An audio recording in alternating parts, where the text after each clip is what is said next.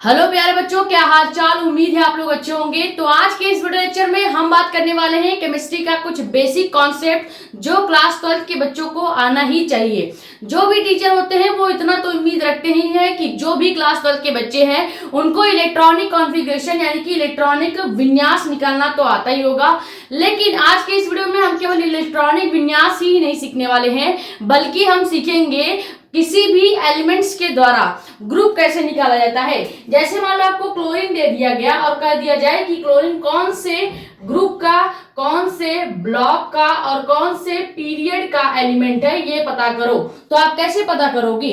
बस आपको केवल एक चीज पता होना चाहिए, इस क्लोरीन का जो इलेक्ट्रॉनिक कॉन्फ़िगरेशन है यानी कि इलेक्ट्रॉनिक विन्यास है।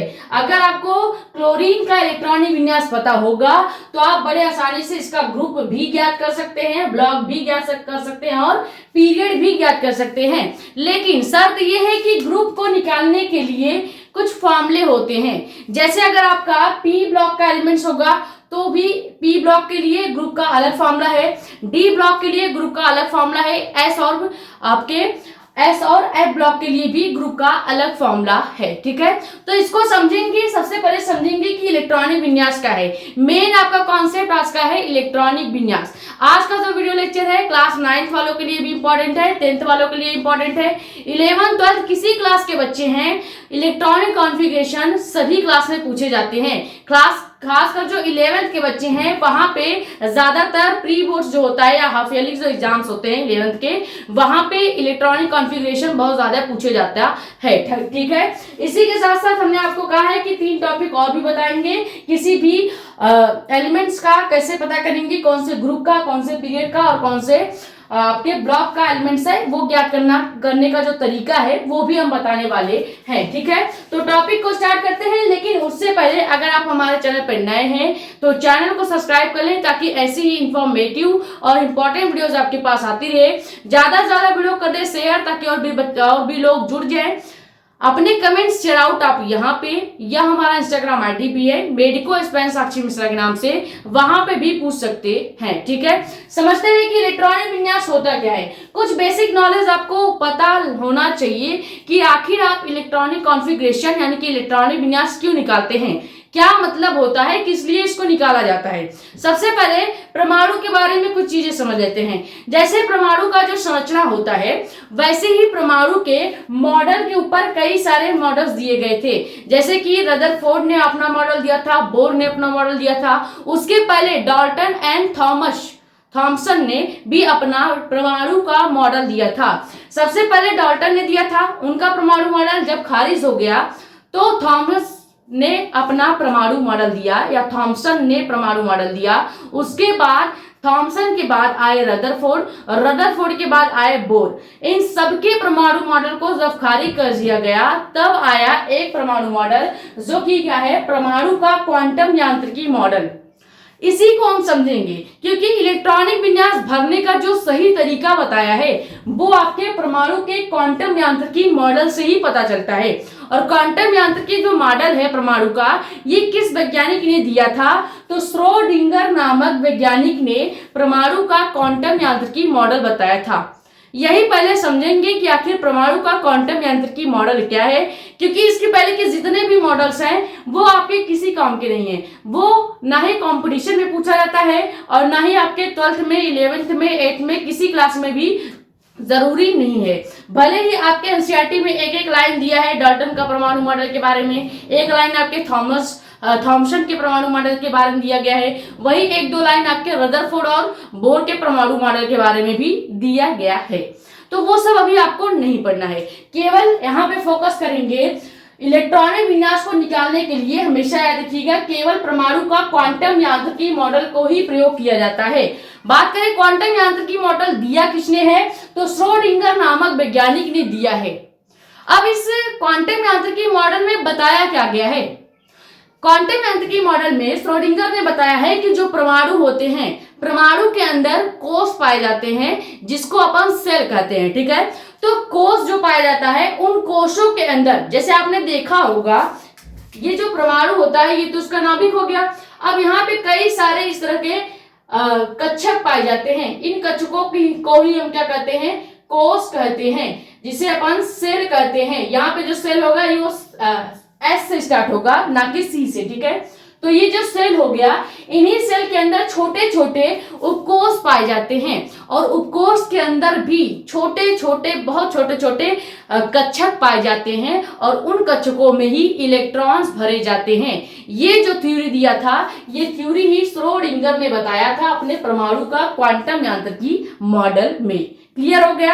यही चीज हम आपको यहाँ पे लिख के भी बता देते हैं। सबसे पहले आप हेडिंग डालेंगे कि परमाणु का क्वांटम यांत्रिकी मॉडल क्या होता है, ये हेडिंग डाल लेंगे। उसके बाद आप यहाँ पे लिखेंगे सबसे पहले परमाणु, यानी कि एटम। अब ये आपका वो वाला एटम नहीं है जो आप समझ रहे हैं, यहाँ पे परमाणु आप डालेंगे। उसके बाद आप डालेंगे कोश, कोश को कहते हैं सेल, ठीक है। उसके बाद आ जाएगा आपका उपकोष, जिसको हम कहते हैं सब सेल। अब सब का मतलब बड़ा मत समझिएगा, सब का मतलब छोटा होता है, छोटे से होता है, ठीक है। तो सब सेल। उसके बाद आपका आ जाएगा कक्षक, जिसे हम कहते हैं ऑर्बिटल। क्या कहते हैं? ऑर्बिटल, ऑर्बिटल कहते हैं। और लास्ट में आपका आ जाएगा क्या? इलेक्ट्रॉन, यानी इलेक्ट्रॉन्स कैसे भरे जाएंगे, ठीक है, इलेक्ट्रॉन।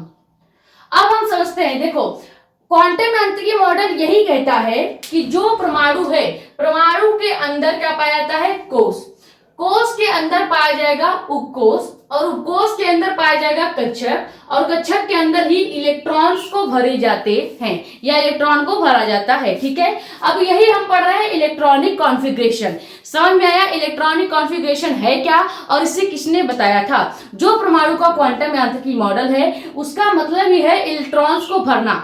इलेक्ट्रॉन का भरना जो प्रोसेस है वो श्रोडिंगर नामक वैज्ञानिक ने बताया था। कब? जब इन्होंने अपना परमाणु का क्वांटम यांत्रिकी मॉडल दिया था। इसमें कहने का मतलब यह है कि जो परमाणु है उनके अंदर हमेशा कोश पाए जाएंगे, जिसे अपन सेल कहेंगे। सेल के अंदर हमेशा उपकोष पाया जाएगा, जिसे अपन सब सेल कहेंगे। सब सेल के अंदर कक्षक पाया जाएगा, और कक्षक के अंदर इलेक्ट्रॉन्स पाए जाएंगे। अब बात करते हैं कि कौन कौन से कक्षक होते हैं। तो यहाँ पे लिखेंगे n=1, उसके बाद n=2, n=3, n=4। आपको 4 ही कक्षक पढ़ने हैं।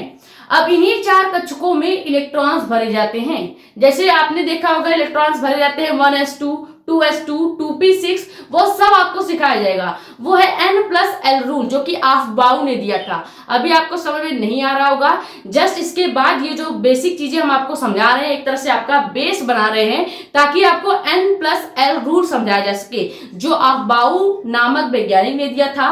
और n+l रूल से ही इलेक्ट्रॉनिक कॉन्फ़िगरेशन किया जाता है।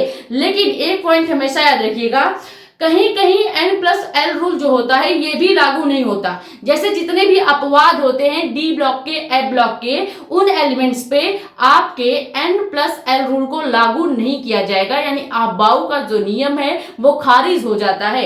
इसीलिए एक शॉर्टकट भी आपको बताया जाएगा इलेक्ट्रॉनिक विन्यास को भरने का, ताकि अगर आपके पास बोर्ड एग्जाम में, या कह सकते हैं कि कॉम्पिटिशन में अगर आप बैठ रहे हैं, तो वहां पे टाइम कम होता है आपको इलेक्ट्रॉनिक कॉन्फ़िगरेशन निकालने का। तो इसीलिए आपको शॉर्टकट तरीका भी बताया जाएगा, ताकि आप मेथड तो जानते रहें। देखो कॉन्सेप्ट तो आपको क्लियर करना ही पड़ेगा, तभी आप शॉर्टकट पे जा सकते हैं। कोई भी ट्रिक आप तब याद करेंगे जब आपका कॉन्सेप्ट क्लियर होगा। अब पहले कॉन्सेप्ट ही ढीला है, आप सोच रहे हैं कि ट्रिक भी बता दिया जाए, तो दोनों ही आपका गायब हो जाएगा। इसीलिए पहले कॉन्सेप्ट समझेंगे, लॉन्ग मेथड से इलेक्ट्रॉनिक विन्यास निकालना सीखेंगे, फिर उसका शॉर्ट मेथड भी आपको बताया जाएगा। और शॉर्ट मेथड जो है ये आपके एक्सेप्शंस में भी लगेंगे, यानी अपवाद, जितने भी एफ ब्लॉक के, डी ब्लॉक के अपवाद हैं, उन पर भी ये नियम लगने वाला है। दोनों नियम समझेंगे। पहले समझते हैं परमाणु का क्वांटम यांत्रिकी मॉडल डिटेल में, ठीक है। तो परमाणु वैसे ही रहेगा। कक्षक में 4 कक्षक आपको देखना है, n=1, n=2, n=3, n=4। Clear? उसके बाद बात करते हैं उपकोष की। उपकोष का मतलब होता है ब्लॉक, जो अभी आपने देखा है S block, D block, P block, यही सब उपकोष होता है, जिसको शुद्ध हिंदी में उपकोष कहते हैं, और इंग्लिश में सब सेल या ब्लॉक कहा जाता है। क्लियर? तो यहाँ पे लिखेंगे S block, P block, D block और एफ ब्लॉक, ठीक है। ये हो गया आपका उपकोष। इन्हीं उपकोषों में आप क्या करते हैं, इन्हीं उपकोषों में ही इलेक्ट्रॉन्स को भरते हैं और उपकोष के पहले ये नंबर्स लिखे होते हैं। जैसे S के पहले 1 लगा होगा, फिर 2 लगेगा, फिर 3 लगेगा। ऐसे अभी आपको जब परमाणु के अंदर यही पूरी प्रक्रिया समझाएंगे तो वहां पे आपको धीरे धीरे समझ में आने लगेगा। क्लियर? अब देखो कोष बता दिया, 4 कोष होते हैं। अब आपका ये कहना होगा कि n=5 क्यों नहीं होता? चूंकि आपके पीरियोडिक टेबल में 118 एलिमेंट्स ही खोजे गए हैं और 118 एलिमेंट्स का जब आप इलेक्ट्रॉनिक विन्यास निकालेंगे तो 4 कक्षक के अंदर ही मामला आपका खत्म हो जाएगा। तो 5वां कक्षक का जरूरत ही नहीं पड़ेगा, क्योंकि 5वें कक्षक का जो इलेक्ट्रॉन होगा, 5वें कक्षक का जो इलेक्ट्रॉन होगा वो n=5 में प्रवेश करेगा, यानी कि वो इलेक्ट्रॉन कोष नंबर 5वें में जाएगा। उसके पहले आपको कोष नंबर 5वें की जरूरत नहीं है। यानी जब कभी भी फ्यूचर में 119वां तत्व खोजा जाएगा तो यहाँ पे एक और कोष जोड़ दिया जाएगा n=5। अभी 118 तत्व ही खोजे गए हैं, इसीलिए हम यहाँ पे केवल 4 कोष ही पढ़ते हैं। उपकोष हमेशा F तक ही रहेगा। F के बाद जब भी 119वां तत्व खोजा जाएगा तो उपकोष में F के बाद G जोड़ दिया जाएगा। अभी जरूरत नहीं है, अभी खोजा भी नहीं गया है। जब खोजा जाएगा तब यहाँ पे पीरियोडिक टेबल में ये सभी करेक्शंस होते रहेंगे। ठीक है, अब कक्षक की बात करते हैं। कक्षक की बात करते हैं। देखो S जो ब्लॉक होता है इसको सबसे पहले हिंदी में क्या कहते हैं, गोलीय। ठीक है, ये इसका नाम भी आप जानते रहे। हालांकि आपको इतना याद करने की जरूरत नहीं है, केवल आपकी जानकारी के लिए ये सब चीजें बताई जा रही हैं। ठीक है, आपको पता होना चाहिए कि एस ब्लॉक को कहते क्या है। इंग्लिश में एस ब्लॉक को हमेशा स्फेरिकल कहते हैं, हिंदी में लिखना चाहे तो लिख सकते हैं गोली कहा जाता है। ठीक है, पी ब्लॉक को कहा जाता है प्रिंसिपल। प्रिंसिपल का मतलब होता है मुख्य। ठीक है, अभी आपकी स्कूल प्रिंसिपल की बात नहीं हो रही। ठीक है, प्रिंसिपल का मतलब होता है मुख्य। उसके बाद ये आपका क्या हो गया, तो डिफ्यूज। डी ब्लॉक जो होता है इसको इंग्लिश में कहा जाता है डिफ्यूज। डिफ्यूज को हिंदी में लिखेंगे क्या, विस्तरित। ठीक है, विस्तरित। उसके बाद एफ ब्लॉक जो होता है, एफ ब्लॉक का मतलब होता है फंडामेंटल। एफ ब्लॉक को इंग्लिश में कहा जाता है फंडामेंटल, हिंदी में इसको क्या लिखेंगे, मूलभूत। ठीक है, मूलभूत। आप चाहे तो इंग्लिश वाला भी एक बार बोल दे रहे हैं, लिख लीजिए। कहीं भी एस ब्लॉक है तो उसका नाम होता है स्पेरिकल। स्पेरिकल मतलब होता है गोला। यानी जब भी आप स्ट्रक्चरल फॉर्म पढ़ेंगे जो कि कंपटीशन में पढ़ा जाता है, आपको जरूरत नहीं है, ना ही आपको पढ़ने की जरूरत है और ना ही यहाँ पे उसको समझने की जरूरत है। ठीक है, तो जब भी एस ब्लॉक को आप बनाएंगे तो एस ब्लॉक का संरचना इस तरह से रहेगा, यानी स्पेरिकल यानी गोली संरचना होगी। ठीक है, पी ब्लॉक का मतलब होता है इंग्लिश में प्रिंसिपल, हिंदी में इसको लिखते हैं मुख्य। डी ब्लॉक का इंग्लिश में मतलब होता है डिफ्यूजन। डिफ्यूजन का मतलब होता है किसी चीज का विस्तार करना। विस्तार का मतलब बड़ा करना। ठीक है, उसके बाद एफ से होता है आपका, एफ ब्लॉक से हो जाएगा क्या, फंडामेंटल। फंडामेंटल का मतलब हो जाएगा मूलभूत। ठीक है, ये नाम केवल आपको एक बार पढ़ना है, ना ही याद करने की जरूरत है और ना ही याद करने की आपको जरूरत पड़ेगी। ठीक है, केवल बस जानकारी के लिए बताया जा रहा है।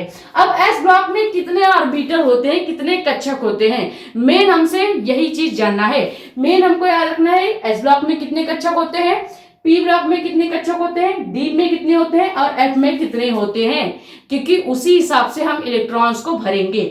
मेन चीज यही है। ठीक है, तो पहले समझ लिया परमाणु। परमाणु के अंदर कोष, 4 कोष में आपके पूरे पीरियोडिक टेबल के इलेक्ट्रॉन्स भरे जाएंगे। कोष नंबर 1, 2, 3 एंड 4। ठीक है, 1 में एस ब्लॉक होगा, 2 में जरूरी नहीं है कि 1 में ही सिर्फ एस ब्लॉक हो, 2 में भी एस ब्लॉक देखने को मिलता है। यानी कि जो आपका दूसरा कोष होगा उसमें भी एस ब्लॉक देखने को मिलेगा, तीसरे कोष में भी एस ब्लॉक देखने को मिलेगा और चौथे कोष में भी एस ब्लॉक देखने को मिलेगा। बस वैसे लिखा गया है। ठीक है, तो कोष में पहला हो गया एस ब्लॉक जिसको गोली कहेंगे, पी ब्लॉक जिसको मुख्य कहेंगे, डी ब्लॉक जिसको विस्तृत कहेंगे और एफ ब्लॉक जिसको मूलभूत कहा जाएगा। अब बात करते हैं कि एस ब्लॉक में कितने कक्षक पाए जाएंगे। ठीक है, कितने ऑर्बिटल्स आपके एस ब्लॉक में होते हैं। एस ब्लॉक में हमेशा याद रखिएगा केवल एक ऑर्बिटल एक कक्षक होगा। ठीक है, एक ऑर्बिटल एक कक्षक। पी ब्लॉक में 3 ऑर्बिटल्स होते हैं। यहाँ पे हमने एक कक्षक बना दिया। ठीक है, और उसके बाद एक यहाँ पे बड़ा सा कक्षक बना दिया और एक सबसे लास्ट में सबसे बड़ा कक्षक बना दिया। अब याद रखिएगा हमेशा देखो एस ब्लॉक में केवल एक ऑर्बिटल होगा, एक कक्षक होगा। पी ब्लॉक में बात करें तो 3 कक्षक होते हैं, 1 2 और 3, यानी 3 डिब्बे होंगे। सीधे याद रखना है, कक्षक याद नहीं हो रहा है, 3 डिब्बा 4 डिब्बा तो याद होगा, ये याद रखिएगा। डी ब्लॉक का मतलब है 5 डिब्बे होंगे, कितने 5 कक्षक, 1 2 3 4 और 5। एफ ब्लॉक में 14 इलेक्ट्रॉन्स भरे जाते हैं, 14 इलेक्ट्रॉन्स क्लॉकवाइज एंटी क्लॉकवाइज भरे जाते हैं, तो 14 का आधा हो जाएगा 7 कक्षक, ठीक है। तो एफ ब्लॉक में 7 कक्षक होते हैं, 1 2 3 4 5 6, और इसको थोड़ा सा बड़ा करेंगे तो एक और यहाँ पे बन जाएगा, ठीक है। ये इसको बड़ा कर दिया और यहाँ पे हमने पूरे 7 कक्षक बना दिए, ठीक है। इतनी चीजें याद हो गई। चाहो तो आप लिख भी सकते हो। एस ब्लॉक में एक कक्षक दिख ही रहा है। उसके बाद पी ब्लॉक में 3 कक्षक होते हैं, 1 2 3। डी में हो जाएगा 5, 1 2 3 4 5। एफ में हो जाएगा 7 कक्षक, गिनिए 1 2 3 4 5 6 7, ठीक है। ये हो गया 7 कक्षक। अब इसके नाम भी होते हैं। एस ब्लॉक का जो कक्षक है इसका कोई नाम नहीं होगा क्योंकि एक ही कक्षक है। पी ब्लॉक के जो 3 कक्षक दिखाई दे रहे हैं इनके नाम होते हैं, जो कि आपको केवल जानकारी के लिए पता करना है, इसको याद करने की जरूरत नहीं है, ठीक है। देखो पी ब्लॉक का पहला जो कक्षक होता है, पी ब्लॉक के पहले कक्षक का नाम होगा पी एक्स, ठीक है, पी एक्स। दूसरे कक्षक नाम होगा पी वाई एंड तीसरे कक्षक का नाम होगा पी जेड, ठीक है। पी ब्लॉक में 3 ऑर्बिटल्स, 3 कक्षक। पहले कक्षक का नाम है पी एक्स, फिर होगा पी वाई और पी जेड। उसके बाद आता है डी ब्लॉक। डी ब्लॉक में 5 कक्षाएं होंगी, 5 कक्षाएं होंगी। पहली कक्षा का नाम होगा क्या, D X Y, D X Y. दूसरे कक्षा का नाम होगा D Y Z, D X Z हो जाएगा। और तीसरी कक्षा का नाम होगा डी वाई जेड। और आपके चौथे कक्षा का नाम हो जाएगा D X square Y square. और आखिरी में ये जो कक्षा दिख रही है इस कक्षा का नाम हो जाएगा डी जेड स्क्वायर। फिर से देखिए डी ब्लॉक के पहले कक्षक का नाम होता है डी एक्स वाई। केवल जानकारी के लिए बताया जा रहा है, रटने की लर्न करने की जरूरत नहीं है, ठीक है। सेकेंड जो कक्षक है उसका नाम होगा डी एक्स जेड। फिर तीसरी कक्षक का नाम होगा डी वाई जेड। चौथी कक्षक का नाम होगा D X square Y square and पांचवी कक्षक का नाम होगा डी जेड स्क्वायर। क्लियर, ये हो गया आपका डी ब्लॉक। अब आते हैं एफ ब्लॉक। एफ ब्लॉक का जो नाम है, जितनी कक्षाएं हैं 7 कक्षाएं हैं, इसी तरह से एफ ब्लॉक का भी होगा F X Y F X Z, इसी तरह से होगा। उसको आपको याद करने की जरूरत नहीं है और ना ही आपको जानने की जरूरत है, केवल इतना ही आपके बोर्ड एग्जाम में काम आता है। एफ ब्लॉक भी आता है लेकिन इसके जो कक्षकों का नाम है, ये इतना मैंने इसलिए बता दिया, सही बताऊं तो आपके क्लास 11th में और 12th में और 9th 10th के बच्चे हैं तो उनके लिए ये ज्ञान कुछ ज्यादा ही है, ठीक है। अगर 11th 12th के आप बच्चे देख रहे हो तो 11th 12th में भी ये टॉपिक्स बहुत कम रेयर में पूछा जाता है। आपसे कभी ये नहीं पूछा जाएगा कि डी ब्लॉक के जितने भी कक्षक हैं उनके नाम बताओ। ये केवल आपके जानकारी के लिए बताया जा रहा है ताकि आपको पता हो कि डी ब्लॉक में 5 कक्षक हैं। पांचों कक्षकों का नाम क्या हो गया, D X Y, D X Z, D Y Z and D X square Y square और आखिरी हो गया डी जेड स्क्वायर। अब देखते हैं मेन चीज, कितने इलेक्ट्रॉन्स भरे जाते हैं या कितने कितने ऑर्बिटल्स में कितने इलेक्ट्रॉन्स मैक्सिमम आ सकते हैं, ठीक है। एस ब्लॉक की बात करें तो एस ब्लॉक में हमेशा याद रखिएगा, एस ब्लॉक में केवल 2 इलेक्ट्रॉन ही आ सकते हैं। 2 से ज्यादा इलेक्ट्रॉन अगर आपने भरा या भरने की कोशिश कर रहे हैं तो इसका मतलब आपको इलेक्ट्रॉनिक कॉन्फ़िगरेशन बिल्कुल नहीं आता, क्योंकि जिस बच्चे को इलेक्ट्रॉनिक कॉन्फ़िगरेशन आता होगा उसे पता होगा कि एस में केवल 2 इलेक्ट्रॉन ही जाते हैं, ठीक है। तो एस ब्लॉक में आप केवल कितने इलेक्ट्रॉन भर सकते हैं, मैक्सिमम 2 इलेक्ट्रॉन भर सकते हैं, ठीक है। बात करते हैं पी ब्लॉक की। पी ब्लॉक में हमेशा याद रखिएगा केवल 6 इलेक्ट्रॉन ही भरे जा सकते हैं। डी ब्लॉक में हमेशा 10 इलेक्ट्रॉन भरे जाते हैं और जो आपका एफ ब्लॉक है इसमें 14 इलेक्ट्रॉन आते हैं। अब इलेक्ट्रॉन्स को कैसे भरा जाता है ये भी यहाँ पर सीखेंगे, ठीक है। देखो आपने पढ़ा होगा इलेक्ट्रॉन की गति। आपको बताया जाता है कि इलेक्ट्रॉन्स जो है वो परमाणु में चक्रीय गति करते हैं। इतना पॉइंट्स क्लास 12th वाला बच्चों को बताया जाता है। लेकिन एक आपने ये पॉइंट नहीं पढ़ा होगा, जो कि बहुत डीप में अगर आप पढ़ेंगे, बहुत नॉलेज लेंगे, तब आपको बताया जाता है कि इलेक्ट्रॉन दो प्रकार की गति दर्शाती है। पहला, अगर आप लिखना चाहें तो लिख सकते हैं, इलेक्ट्रॉन दो प्रकार की गति दर्शाती है। पहला हो गया चक्रीय गति, यानी कि या कह सकते हैं अच्छी गति। पहला तो हो जाएगा अच्छी गति, जहां पे है वहीं पर गति शो करेगा। लेकिन वहां पर अच्छी गति जो शो कर रहा है वो भी दो प्रकार का होगा। सबसे पहले इलेक्ट्रॉन पूरे परमाणु में गति करता है, ये आपको बेसिक क्लास 8-9 से ही बताया जा रहा है।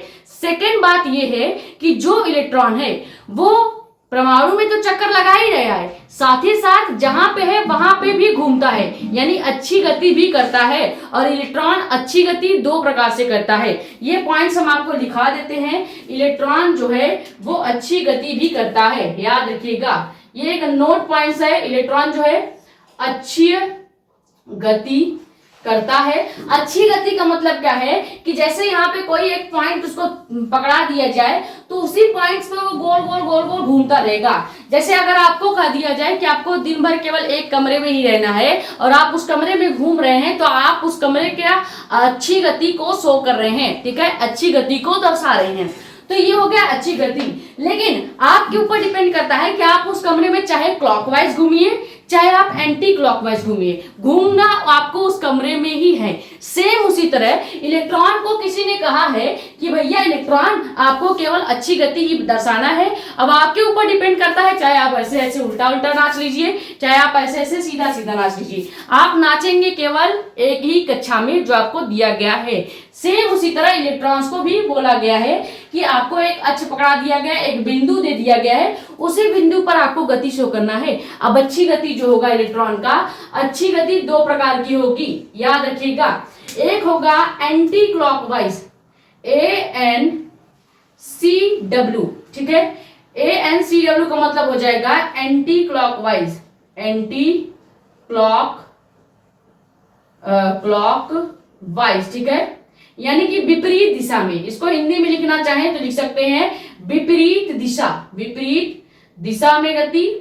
और एक हो जाएगा CW, CW का मतलब क्लास वर्क नहीं है, CW का मतलब है क्लॉकवाइज, ठीक है, यानी कि सीधी गति, सीधी गति। ये समझ में आया। इलेक्ट्रॉन पहली बात पूरे परमाणु में चक्कर लगाएगा, दूसरी बात अच्छी गति शो करेगा। अच्छी गति में उसके पास दो छूट उसको दिया गया है कि आप एक बार क्लॉकवाइज भी घूम सकते हैं और आपका मन करे तो आप एंटी क्लॉकवाइज भी घूम सकते हैं, ठीक है। तो ये हो गया इलेक्ट्रॉन की गति के बारे में। अब इलेक्ट्रॉन की गति समझ में आ गई। हमने इलेक्ट्रॉन की गति क्यों बताई, क्या जरूरत था इलेक्ट्रॉन की गति को बताने का? ये जरूरत था जब आप कक्षा को भरेंगे, तो कक्षक जब भी भरे जाते हैं, चाहे S ब्लॉक का हो, P ब्लॉक का हो, D का हो या F का हो, इसमें इलेक्ट्रॉन एंटी क्लॉकवाइज और क्लॉकवाइज ही भरा जाता है। इसीलिए हमने इलेक्ट्रॉन का अच्छी गति पहले आपको समझाया, तभी तो आपको पता चला कि इलेक्ट्रॉन भरे कैसे जा रहे हैं। एक बार अच्छी में क्लॉकवाइज भरा जाएगा इलेक्ट्रॉन अच्छी गति में, एक बार अच्छी गति में ही इलेक्ट्रॉन एंटी क्लॉकवाइज भरा जाएगा, ठीक है, यानी एक बार घड़ी की दिशा में और एक बार घड़ी के विपरीत दिशा में। तो हमने क्या कहा है कि S ब्लॉक है, उसमें केवल 2 इलेक्ट्रॉन भरा जाएगा। पहले हम भरेंगे सीधा इलेक्ट्रॉन। इलेक्ट्रॉन को जब भी भरा जाएगा, एक पाई खींच के ऐसे आधा हम तीर बना देंगे, ठीक है। ये हो गया इलेक्ट्रॉन भरने का सीधी दिशा, यानी कि क्लॉकवाइज दिशा। एंटी क्लॉकवाइज दर्शाना होगा तो हम क्या करेंगे, एक पाई खींचेंगे और नीचे की साइड से तीर बना देंगे, तो ये हो गया सीधी दिशा। और अगर नीचे से ऐसे करके ऐसे कर दिया तो हो गया एंटी क्लॉकवाइज, ठीक है। तो पहला इलेक्ट्रॉन हमने भरा क्लॉकवाइज, दूसरा इलेक्ट्रॉन हमने भर दिया एंटी क्लॉकवाइज। हमेशा याद रखिएगा, पहले जितने भी क्लॉकवाइज इलेक्ट्रॉन्स हैं, आप ऑर्बिटल में पहले क्लॉकवाइज इलेक्ट्रॉन्स को भरेंगे, ठीक है। पहले क्लॉकवाइज भर दिया, अब एंटी क्लॉकवाइज भर दिया। टोटल 2 इलेक्ट्रॉन भरना था, टोटल 2 इलेक्ट्रॉन हमने भर दिया। अब बात करते हैं P ब्लॉक में। P ब्लॉक में 6 इलेक्ट्रॉन भरने हैं। पहले आपको भरना है क्लॉकवाइज, फिर भरना है एंटी क्लॉकवाइज। तो 6 इलेक्ट्रॉन भरते हैं। हमने पहले भरा क्लॉकवाइज, क्लॉकवाइज और क्लॉकवाइज। अब हमें 6 भरने थे, 3 इलेक्ट्रॉन हमने भर दिया। अब एंटी क्लॉकवाइज भरते हैं, ठीक है, एंटी क्लॉकवाइज और एंटी क्लॉकवाइज। टोटल 6 इलेक्ट्रॉन भरने थे, 6 इलेक्ट्रॉन हमने भर दिए। अब डी ब्लॉक में टोटल हमने 10 इलेक्ट्रॉन ही भरना है, 10 से ज्यादा आप भर नहीं सकते, 10 से कम भले ही आप भर लें, ठीक है। तो 10 से ज्यादा भरना नहीं है, 10 भरेंगे। कैसे भरेंगे? पहले भरेंगे clockwise clockwise clockwise clockwise clockwise, 5 electron हो गया, 5 इलेक्ट्रॉन उल्टा भर दीजिए यानी anti clockwise anti clockwise. Total कितने हो गए? डी ब्लॉक में 10 इलेक्ट्रॉन। सेम इसी तरह एफ ब्लॉक में 14 इलेक्ट्रॉन्स भरने हैं। पहले हम भरेंगे क्लॉकवाइज इलेक्ट्रॉन्स, ठीक है, क्लॉकवाइज इलेक्ट्रॉन्स। टोटल हो गए 7, 3 3 6 1 7 इलेक्ट्रॉन, ठीक है। यहीं पे ये आपका जो बॉक्स है वो क्लोज हो जाएगा। टोटल 7 इलेक्ट्रॉन हो गए क्लॉकवाइज। अब हम क्या करेंगे? एंटी क्लॉकवाइज भरेंगे, anti clockwise anti clockwise anti clockwise anti clockwise. गिनना चाहो तो गिन लीजिएगा। टोटल यहाँ पे 14 इलेक्ट्रॉन्स भरे गए हैं। एक पॉइंट लिख लीजिए, एक पॉइंट हम आपको नोट कराते हैं। ये पॉइंट क्या है कि इलेक्ट्रॉन कभी भी, लिखेंगे क्या? इलेक्ट्रॉन कभी भी किसी कक्षक में, या कह सकते हैं कि समान इलेक्ट्रॉन, समान दिशा के इलेक्ट्रॉन, ठीक है, समान दिशा वाले इलेक्ट्रॉन, समान दिशा वाले इलेक्ट्रॉन कभी भी एक ही ऑर्बिटल यानी कि कक्षक में नहीं भरे जाते, कक्षक में नहीं भरे जाते, नहीं भरे जाते हैं। इसका मतलब क्या हुआ? यानी कि एक ब्लॉक में कभी भी आप 2 क्लॉकवाइज इलेक्ट्रॉन नहीं भर सकते। अगर 2 इलेक्ट्रॉन, पहली बात तो एक ब्लॉक में हमेशा 2 इलेक्ट्रॉन आएगा, ये आपको हमेशा याद होना चाहिए। चाहे वो एस ब्लॉक का पहला ब्लॉक हो, पहला आपके कक्षक हो, चाहे आपके पी ब्लॉक के पहला कक्षक हो, चाहे डी ब्लॉक का एंड चाहे एफ ब्लॉक का हो, जो भी पहला कक्षक होगा उसमें 2 इलेक्ट्रॉन ही आएगा। आप देख रहे होंगे सभी पहले कक्षक में 2 इलेक्ट्रॉन ही है। लेकिन क्या आपने ये बात नोटिस की कि कहीं पे भी समान इलेक्ट्रॉन नहीं है, यानी कहीं पे हमने 2 इस तरह के लाइन नहीं खींचे हुए हैं, एक ही दिशा में इलेक्ट्रॉन नहीं दिख रहा है। एक इलेक्ट्रॉन क्लॉकवाइज दिख रहा है, दूसरा इलेक्ट्रॉन एंटी क्लॉकवाइज दिख रहा है। इसका मतलब क्या हुआ कि कभी भी किसी कक्षा में समान दिशा वाले इलेक्ट्रॉन कभी भी एक ही कक्षा में नहीं भरे जाएंगे। ये पॉइंट याद होना चाहिए। ऐसा नहीं है कि आपने एक ही ऑर्बिटल में 2 क्लॉकवाइज इलेक्ट्रॉन्स डाल दिए, ऐसा नहीं होना चाहिए, ठीक है। एक क्लॉकवाइज होगा घड़ी की दिशा वाला इलेक्ट्रॉन, एक उल्टा घूमेगा, यानी कि अच्छी गति में जो इलेक्ट्रॉन घूम रहा है वो एक बार क्लॉकवाइज घूम रहा है, फिर वहीं पे एक दूसरा इलेक्ट्रॉन समझ लो घूम रहा है और वो एंटी क्लॉकवाइज घूम रहा है, ठीक है। क्लियर हो गया? ये समझ में आया कि नहीं? इसी रूल्स के हिसाब से हम इलेक्ट्रॉनिक कॉन्फ़िगरेशन कहते हैं। समझ में आ गया? हमने यहाँ पे क्या क्या देखा एक बार फिर से रिकॉल करा देते हैं। सबसे पहले तत्वों का इलेक्ट्रॉनिक विन्यास जो है केवल परमाणु यांत्रिकी मॉडल के द्वारा ही भरा जाता है, जो कि श्रोडिंगर ने बताया। श्रोडिंगर ने ये बताया था कि जो परमाणु है उसके अंदर कोष पाए जाते हैं, फिर उपकोष पाया जाएगा और कक्षक पाए जाएंगे और इलेक्ट्रॉन भरा जाएगा, ठीक है। याद रखिएगा परमाणु सबसे बड़ा होगा। परमाणु समझ लो एक आपका घर है, ठीक है, आपका घर समझ लो परमाणु है। उस परमाणु के अंदर यानी आपके घर के अंदर छोटे छोटे जो रूम बने हुए हैं वो समझ लो कोष हो गए, ठीक है। छोटे छोटे रूम जो बने हैं कोष हो गया। अब आपके रूम में छोटे छोटे कहीं पर रोशनदानी वगैरह खिड़की वगैरह तो बना ही होगा, समझ लो जो रूम में खिड़की वगैरह होता है वो आपका उपकोष हो गया, ठीक है। उसके बाद आता है कक्षक। खिड़की में भी छोटे छोटे कांच लगे होंगे। अब जो खिड़की में छोटा छोटा कांच लगा है समझ लो हो गया कक्षक। और अब इस कांच में भी कहीं से छोटा सा होल हो जाए किसी कांच में, खिड़की के कांच में, तो समझ लो वो इलेक्ट्रॉन भरने का तरीका हो गया। क्लियर? ये क्लियर हुआ? ये लाइन याद रखिएगा, चाहो तो लिख सकते हो। जो परमाणु का क्वांटम यांत्रिकी मॉडल है उसका मतलब केवल एक है कि परमाणु के अंदर कोष पाए जाएंगे, कोष के अंदर उपकोष पाया जाएगा, उपकोष के अंदर कक्षक पाए जाएंगे और उन कक्षकों में ही इलेक्ट्रॉन भरे जाते हैं।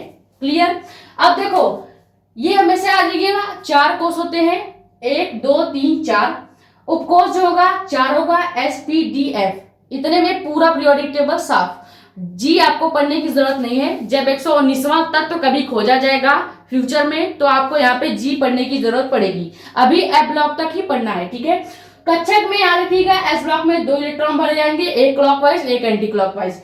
6 इलेक्ट्रॉन भरे जाएंगे। पी ब्लॉक में हमेशा 6 इलेक्ट्रॉन ही भरा जाएगा, इसको याद रखिएगा। इसी हिसाब से आप इलेक्ट्रॉन भरेंगे। जैसे पहले 1s में भरेंगे तो 2 इलेक्ट्रॉन ही बनना है, 1p में भरना होगा तो भी 6 इलेक्ट्रॉन ही भर सकते हो, 1d में भरना होगा तो भी 10 इलेक्ट्रॉन भरेंगे, 1f में भरना होगा तो भी 14 इलेक्ट्रॉन भरेंगे। ये नॉलेज की बात है, ये आपको याद होना चाहिए डायरेक्ट। क्लियर। अब ये जो नियम परमाणु का क्वांटम यांत्रिकी मॉडल है ना, अगर यही सब नियम हम एक परमाणु पर बनाकर देखें तो क्या होगा। परमाणु से आपको समझ में आ जाएगा कि सेल क्या है, उपकोष क्या है, कक्षक क्या है, इलेक्ट्रॉन्स क्या है, कैसे भरे जाते हैं, सब कुछ आपको एक परमाणु पर बना के दिखाते हैं। क्योंकि मॉडल क्या है, परमाणु का क्वांटम यांत्रिकी मॉडल, तो परमाणु पर बना के देखो तो समझ में आएगा। यहां तक पहले स्क्रीनशॉट कर लीजिए, फिर एक परमाणु पर हम बनाएंगे कोष, उपकोष, कक्षक और उनमें भरेंगे इलेक्ट्रॉन्स, तब आपको ज्यादा क्लियरिटी आएगी। यहां तक स्क्रीनशॉट कर लीजिए।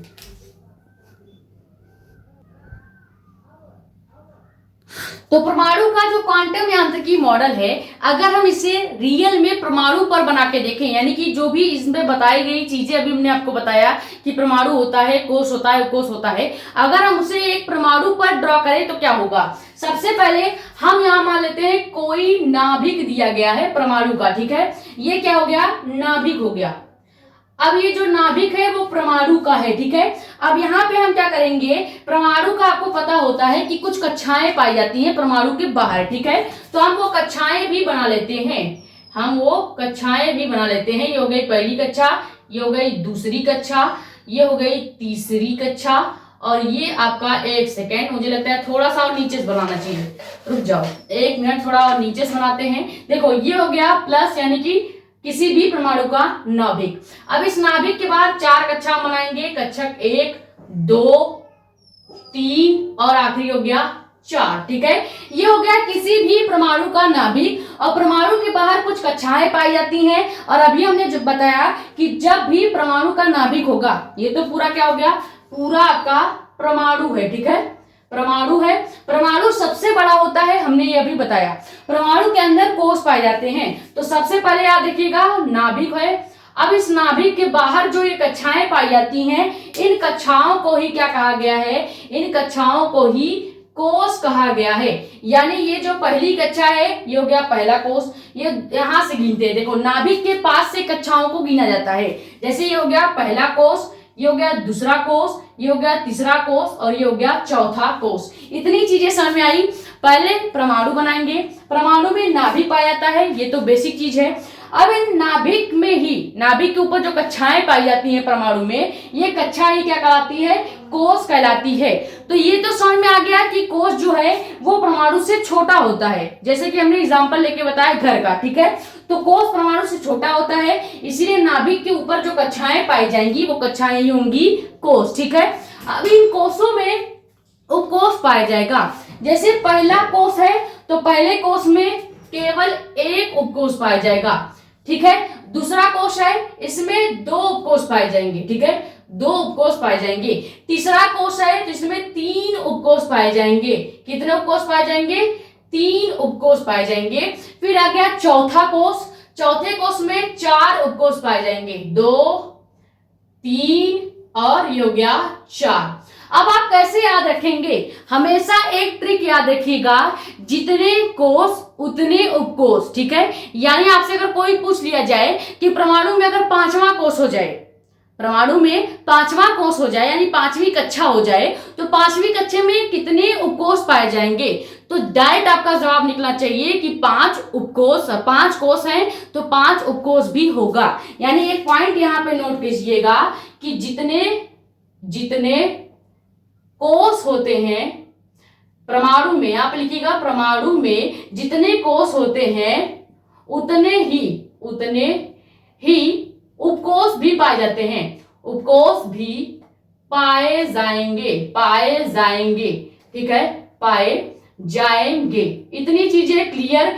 अब पहली बात, 5वीं कक्षा बनी ही नहीं है, क्योंकि 5वीं कक्षा का जो एलिमेंट है वो होगा 119वां तत्व, और उस 119वां तत्व हमने कहा अभी तक खोजा नहीं गया है, और जब खोजा जाएगा तब हम पढ़ेंगे, ठीक है। अभी खोजा नहीं गया है और अगले कुछ साल खोजा भी नहीं जाएगा, टेंशन मत लो, ठीक है। मतलब तब तक आप 12वीं पास कर लोगे यार, आपको पढ़ने की जरूरत ही नहीं है, ठीक है। अब देखो 4 कोष बना दिया, कोष 1, 2, 3, 4 खत्म। यहाँ पे पहला हो गया SPDF ठीक है, ये हो गया आपके उपकोष। पहला कोष है एक उपकोष पाया जाएगा, दूसरा कोष है दो उपकोष पाए जाएंगे, तीसरा कोष है तीन उपकोष पाए जाएंगे, चौथा कोष है चार उपकोष पाए जाएंगे। अब पहले कोष में जो ऑर्बिटल होगा वो क्या होगा, एस ऑर्बिटल, ठीक है। दूसरा है, फिर से भरेंगे एस, फिर होगा पी, यहाँ पे हो जाएगा तीसरे कोष में तीन ऑर्बिटल्स हैं, पहला ऑर्बिटल का नाम होगा एस यानी पहले सबसेल्स या उपकोष है, ठीक है। पहला जो उपकोष होगा उसका नाम होगा एस, दूसरा उपकोष है उसका नाम होगा पी, तीसरा उपकोष है उसका नाम हो जाएगा डी, ठीक है। पहले हो गया एस, फिर हो गया एसपी, फिर हो गया एसपीडी और आखिरी में हो जाएगा एसपीडीएफ, ठीक है। लिखेंगे एसपीडीएफ। क्लियर हुआ? ये हम कैसे भर रहे हैं, ये कैसे बनाया जा रहा है, अभी जो हमने परमाणु का क्वांटम यांत्रिकी मॉडल बताया है उसी के हिसाब से तो हम बना रहे हैं, वो परमाणु के लिए ही बताया गया है। अब वही चीज जो हमने अभी पढ़ा लिखा हुआ थ्योरी में, वही हम परमाणु के ऊपर बना के आपको बता रहे हैं, ठीक है। परमाणु में नाभिक पाया जाता है, कोष क्या होता है हमने बता दिया, नाभिक के बाहर ये जो कक्षाएं पाई जाएंगी, ये जो चारों कक्षाएं देखने को मिल रही हैं, ये चारों कक्षाएं ही क्या है, कोष हैं, क्या है, कोष, ठीक है। कोष के अंदर हमने बताया छोटा छोटा उपकोष पाया जाता है, ये जो है ये क्या है, ये एक उपकोष है, उपकोष ही तो है, ठीक है, एक उपकोष है। ये एस और पी क्या है, ये भी एक उपकोष है। ये एसपीडी क्या है, ये भी एक उपकोष है। एसपीडीएफ क्या है, ये भी एक उपकोष है। क्लियर? तो ये हो गया नाभिक, नाभिक के बाहर कोष, कोष के अंदर उपकोष। हमेशा याद रखिएगा जब भी आप कोष को भरते हैं पहले ब्लॉक में केवल एक कोष पाया जाएगा, पहला जो कोष होगा पहले कोष में केवल एक ही उपकोष पाया जाएगा। हमने लिखा है जितने कोष होंगे उतने ही उपकोष होंगे, यानी पहला कोष है तो केवल एक उपकोष, दूसरा कोष है दो उपकोष, तो एस तो हमेशा रहेगा सभी कोष में। फिर जैसे जैसे आप उपकोषों की संख्या बढ़ाएंगे आप ब्लॉक्स को बदलते जाएंगे, जैसे पहले एस एस एस एस चारों कोष में देखने को मिल रहा है, ठीक है, एस उपकोष चारों कोष में देखने को मिलेगा। फिर उसी तरह से पी उपकोष आगे वाले कोष में देखने को मिलेगा, क्योंकि हमने कहा है एक में केवल एक ही रहेगा, दो में दो होगा, तीन में तीन, चार में चार, ठीक है। तो यहाँ पे केवल एक कोष था तो एस तक हम रुक गए, एक कोष में केवल एस उपकोष ही होगा। दूसरे कोष में याद रखिएगा दो उपकोष होंगे, पहला होगा एस, दूसरा होगा पी।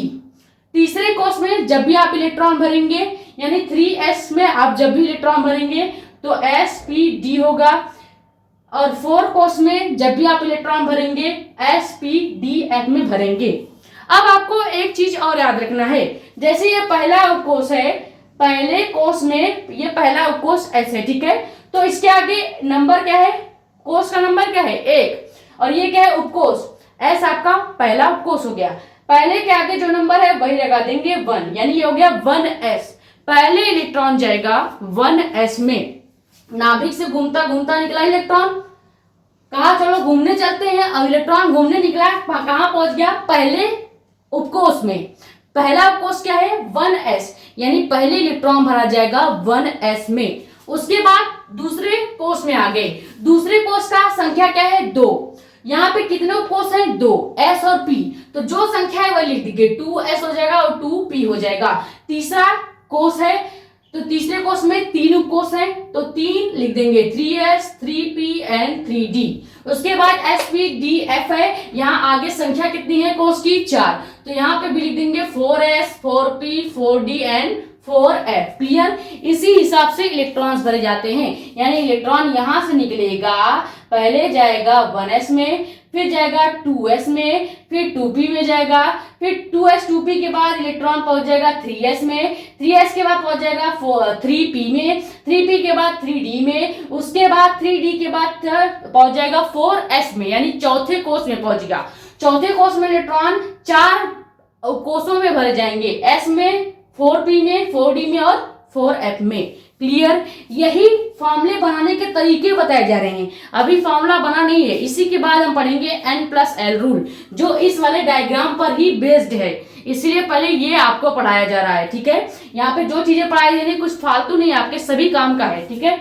अब देखो, आपने कभी कभी देखा होगा कि जो हम p ब्लॉक का इलेक्ट्रॉनिक विन्यास का फॉर्मूला लिखते हैं, या मान लो s ब्लॉक का इलेक्ट्रॉनिक विन्यास का फॉर्मूला लिखते हो, तो तो एस ब्लॉक का इलेक्ट्रॉनिक विन्यास का फॉर्मूला क्या होता है? NS1 NS2 होता है। अब N का मतलब आपको समझ में आ गया, N कहीं भी लिखा है इसका मतलब कोषों की बात की जा रही है।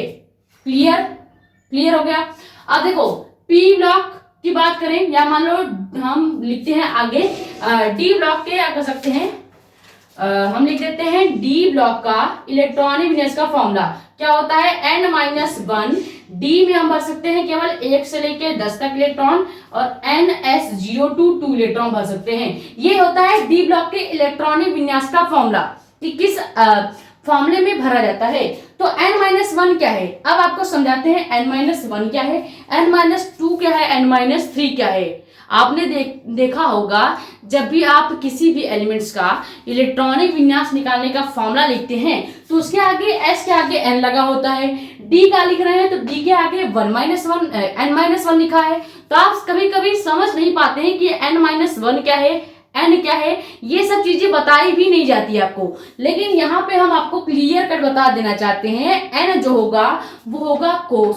अब याद रखिएगा, ये जो परमाणु का सबसे बाहरी कोष है, चौथा जो कोष दिख रहा है, चौथे कोष को कहा जाएगा N+1। ठीक है, इस कोष का नाम क्या हो जाएगा? इस कोष का नाम हो जाएगा, चौथे कोष का नाम हो जाएगा, सबसे पहले तो सबसे बाहरी कोष है तो इसका नाम हो जाएगा N। ये पहला जो चौथा कोष है इसका नाम हो जाएगा N। तो कहीं भी S के आगे जो N लिखा है ये S ब्लॉक का इलेक्ट्रॉनिक विन्यास का फॉर्मूला है। NS1 का मतलब है ग्रुप नंबर 1 में कैसे इलेक्ट्रॉन भरे जाएंगे, NS1 में भरे जाएंगे। ग्रुप नंबर 2 में इलेक्ट्रॉन जो आप भरते हैं वो NS2 के फॉर्मूले से भरते हैं। N जो है ये सबसे बाहरी कक्षा है, N को ही कहा जाता है क्या? बाह्यतम कक्षा। ठीक है, बाह्यतम कक्षा या बाह्यतम कोष, कक्षा नहीं कोष। ठीक है, बाह्यतम कोष या इसी को हम अंतिम कोष भी कहते हैं। ठीक है, अंतिम कोष भी कहा जाता है। तो कहीं भी आपको इलेक्ट्रॉनिक विन्यास के फॉर्मूले में N दिखाई देगा तो इसका मतलब हो जाएगा बाह्यतम कोष या अंतिम कोष। नाभिक के पहले जो कोष है ये पहला कोष, नाभिक के जस्ट एक लेयर बाद दूसरा जो राउंड होगा ये होगा दूसरा कोष, ये तीसरा कोष, ये चौथा कोष। इसी कोष के हिसाब से हम S के आगे नंबर लगाएंगे। अगर आपको याद करना है तो आपको मेरे साथ बनाना पड़ेगा इसको, तभी आपको याद होगा। पहले हमने नाभिक बनाया, फिर हमने कोषों को बनाया, कोषों के नंबर हमने लिखे, फिर आपको पता होना चाहिए कि पहला कोष है तो इसमें एक ही उपकोष पाया जाएगा, दूसरा कोष है 2 उपकोष, 3 कोष है 3 उपकोष, 4 कोष है 4 उपकोष। ठीक है, पहले कोष को लिखेंगे S, फिर दूसरे कोष में फिर से S से स्टार्ट करना है। ऐसा नहीं कि S लिख दिया, S को छोड़ दो आप P से स्टार्ट करो, नहीं, S को हर कोष में लिखना ही है। क्लियर?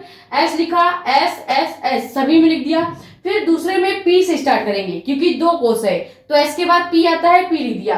तीसरे में 3 कोष है, P तक तो हमें लिखना ही है, जो लिख दिया वो लिखना ही है, छोड़ना नहीं है। फिर D आपको ऐड करना है, चौथे में D तक लिख दिया, फिर चौथे में F को ऐड करेंगे। क्लियर? तो ये हो गया तरीका। अब आपको पता होना चाहिए कि जो कोष है उस हिसाब से हम नंबरिंग करेंगे। जैसे पहला कोष तो 1 लिख देंगे, दूसरा कोष 2 कोष है तो इसके आगे 2 लिख देंगे क्योंकि इसका कोष क्या है? 2 है। ये 3 उपकोष दिख रहे थे SPD, इसके आगे संख्या क्या थी कोष की? 3, तो हमने 3 लिख दिया तीनों में। ठीक है, उसके बाद यहाँ पे 4 उपकोष दिख रहे थे SPDF, इसके आगे कोष की संख्या क्या थी? 4 थी, तो हमने 4S 4P 4D and 4F लिख दिया। ये समझ में आया तरीका? इसी हिसाब से इलेक्ट्रॉन्स भी भरे जाएंगे। जो सबसे बाहरी लेयर होगा, चौथा जो कोष होगा, इसको N से दर्शाया जाता है। इस N का नाम होता है, ये बाहरी जो कोष होता है, सबसे बाहरी लेयर है परमाणु का, इसका नाम हो जाएगा बाह्यतम कोष या अंतिम कोष। ठीक है, N हो गया। ये आ गया आपका तीसरे कोष की बात करते हैं। ये तीसरा कोष जो है इसको हम लिखते हैं N+1 से। अब आपको समझ में आया N+1 क्या होता है? N-1 से, प्लस में यहाँ पे कोई चीज नहीं होती तो N-1 से लिखेंगे। अब आपको देखो D ब्लॉक का इलेक्ट्रॉनिक विन्यास का फॉर्मूला क्या है?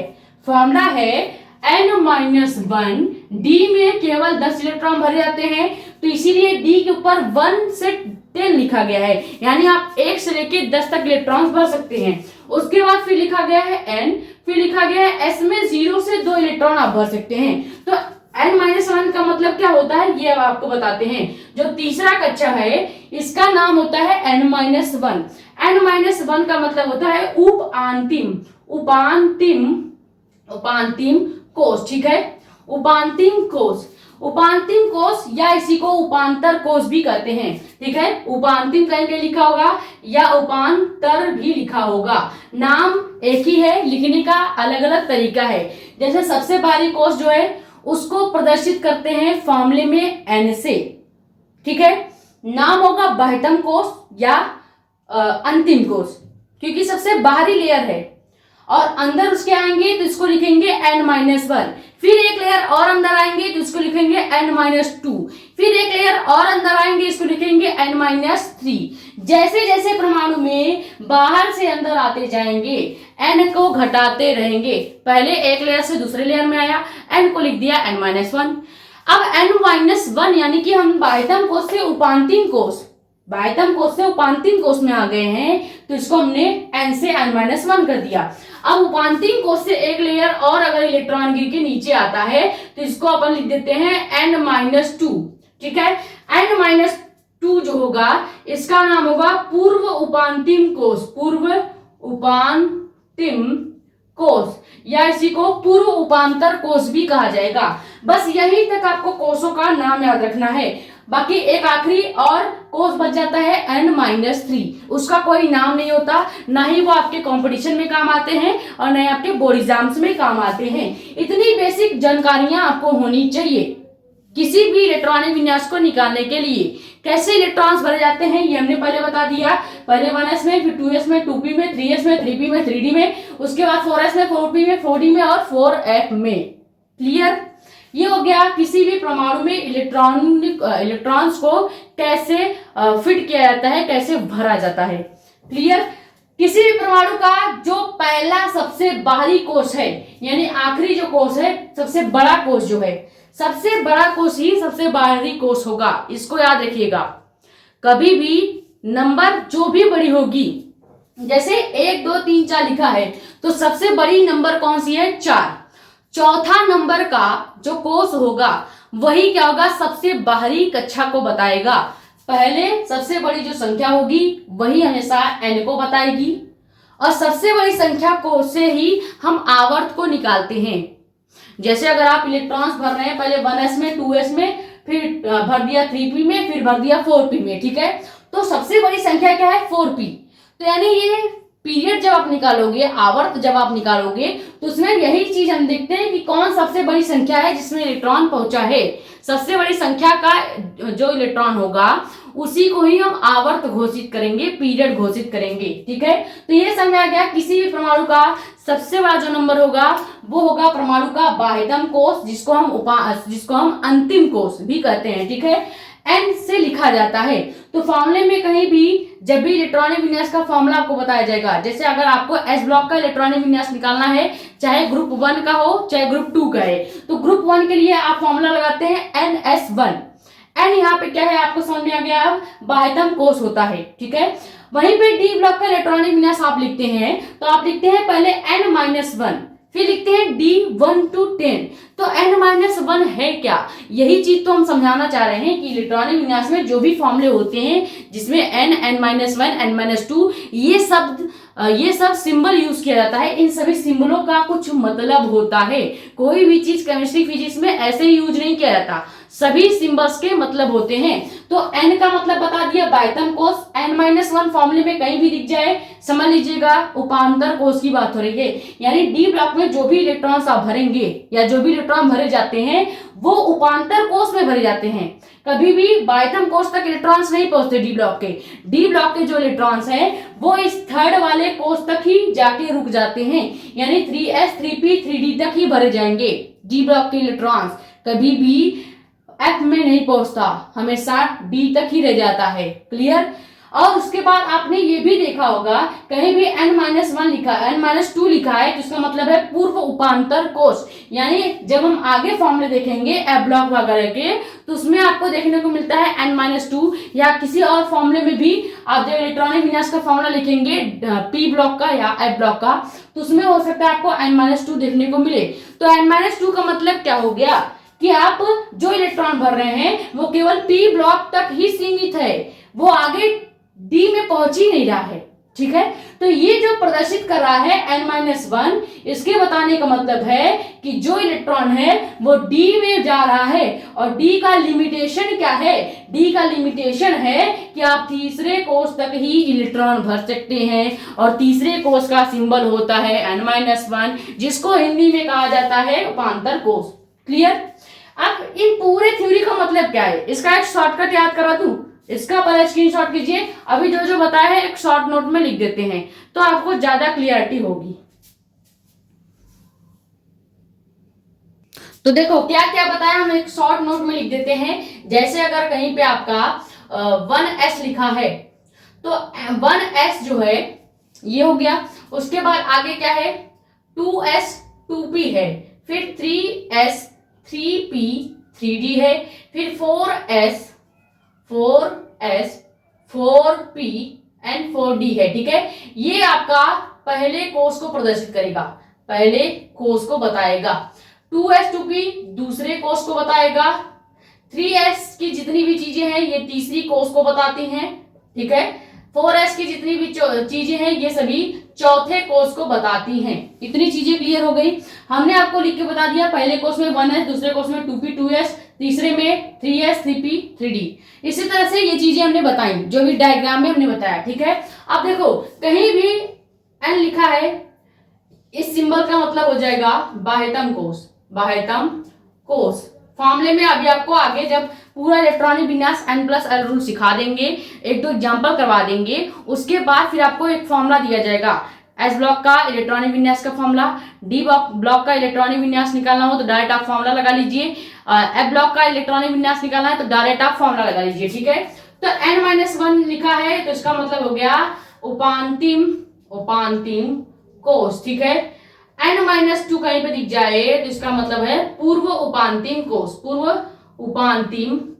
उपांतिम कोष। यही इतनी सी चीजें बस मैंने उतने बड़े डायग्राम में बताया, और कुछ भी हमने नहीं बताया, इतना ही बस चीजें बताई गई हैं। ठीक है, 4 कोष हमने बताया, पहला, दूसरा, तीसरा, चौथा। 4 कोषों में कैसे उपकोष को, ये जो दिखा रहे हैं ये आपके क्या है, उपकोष है। ठीक है, उपकोष कैसे असेंबल किए गए हैं ये बता दिया। उसके बाद n जो है ये बाह्यतम कोष को बताएगा, n-1 उपांतिम और n-2 पूर्व उपांतिम कोष को बताएगा। ये हो गया बेसिक नॉलेज, जो हमने भले ही 1 घंटे में समझाया लेकिन आपको क्लियर हो गया होगा। आप समझते हैं n+l रूल क्या होता है, जिससे इलेक्ट्रॉनिक विन्यास भरा जाता है। ये जो चीजें थी केवल बेसिक जानकारी के लिए थी। ठीक है, अब हम मेन चीज समझेंगे n+l रूल, जिसी से आप इलेक्ट्रॉनिक विन्यास का वितरण करेंगे या उसको भरेंगे इलेक्ट्रॉन्स को।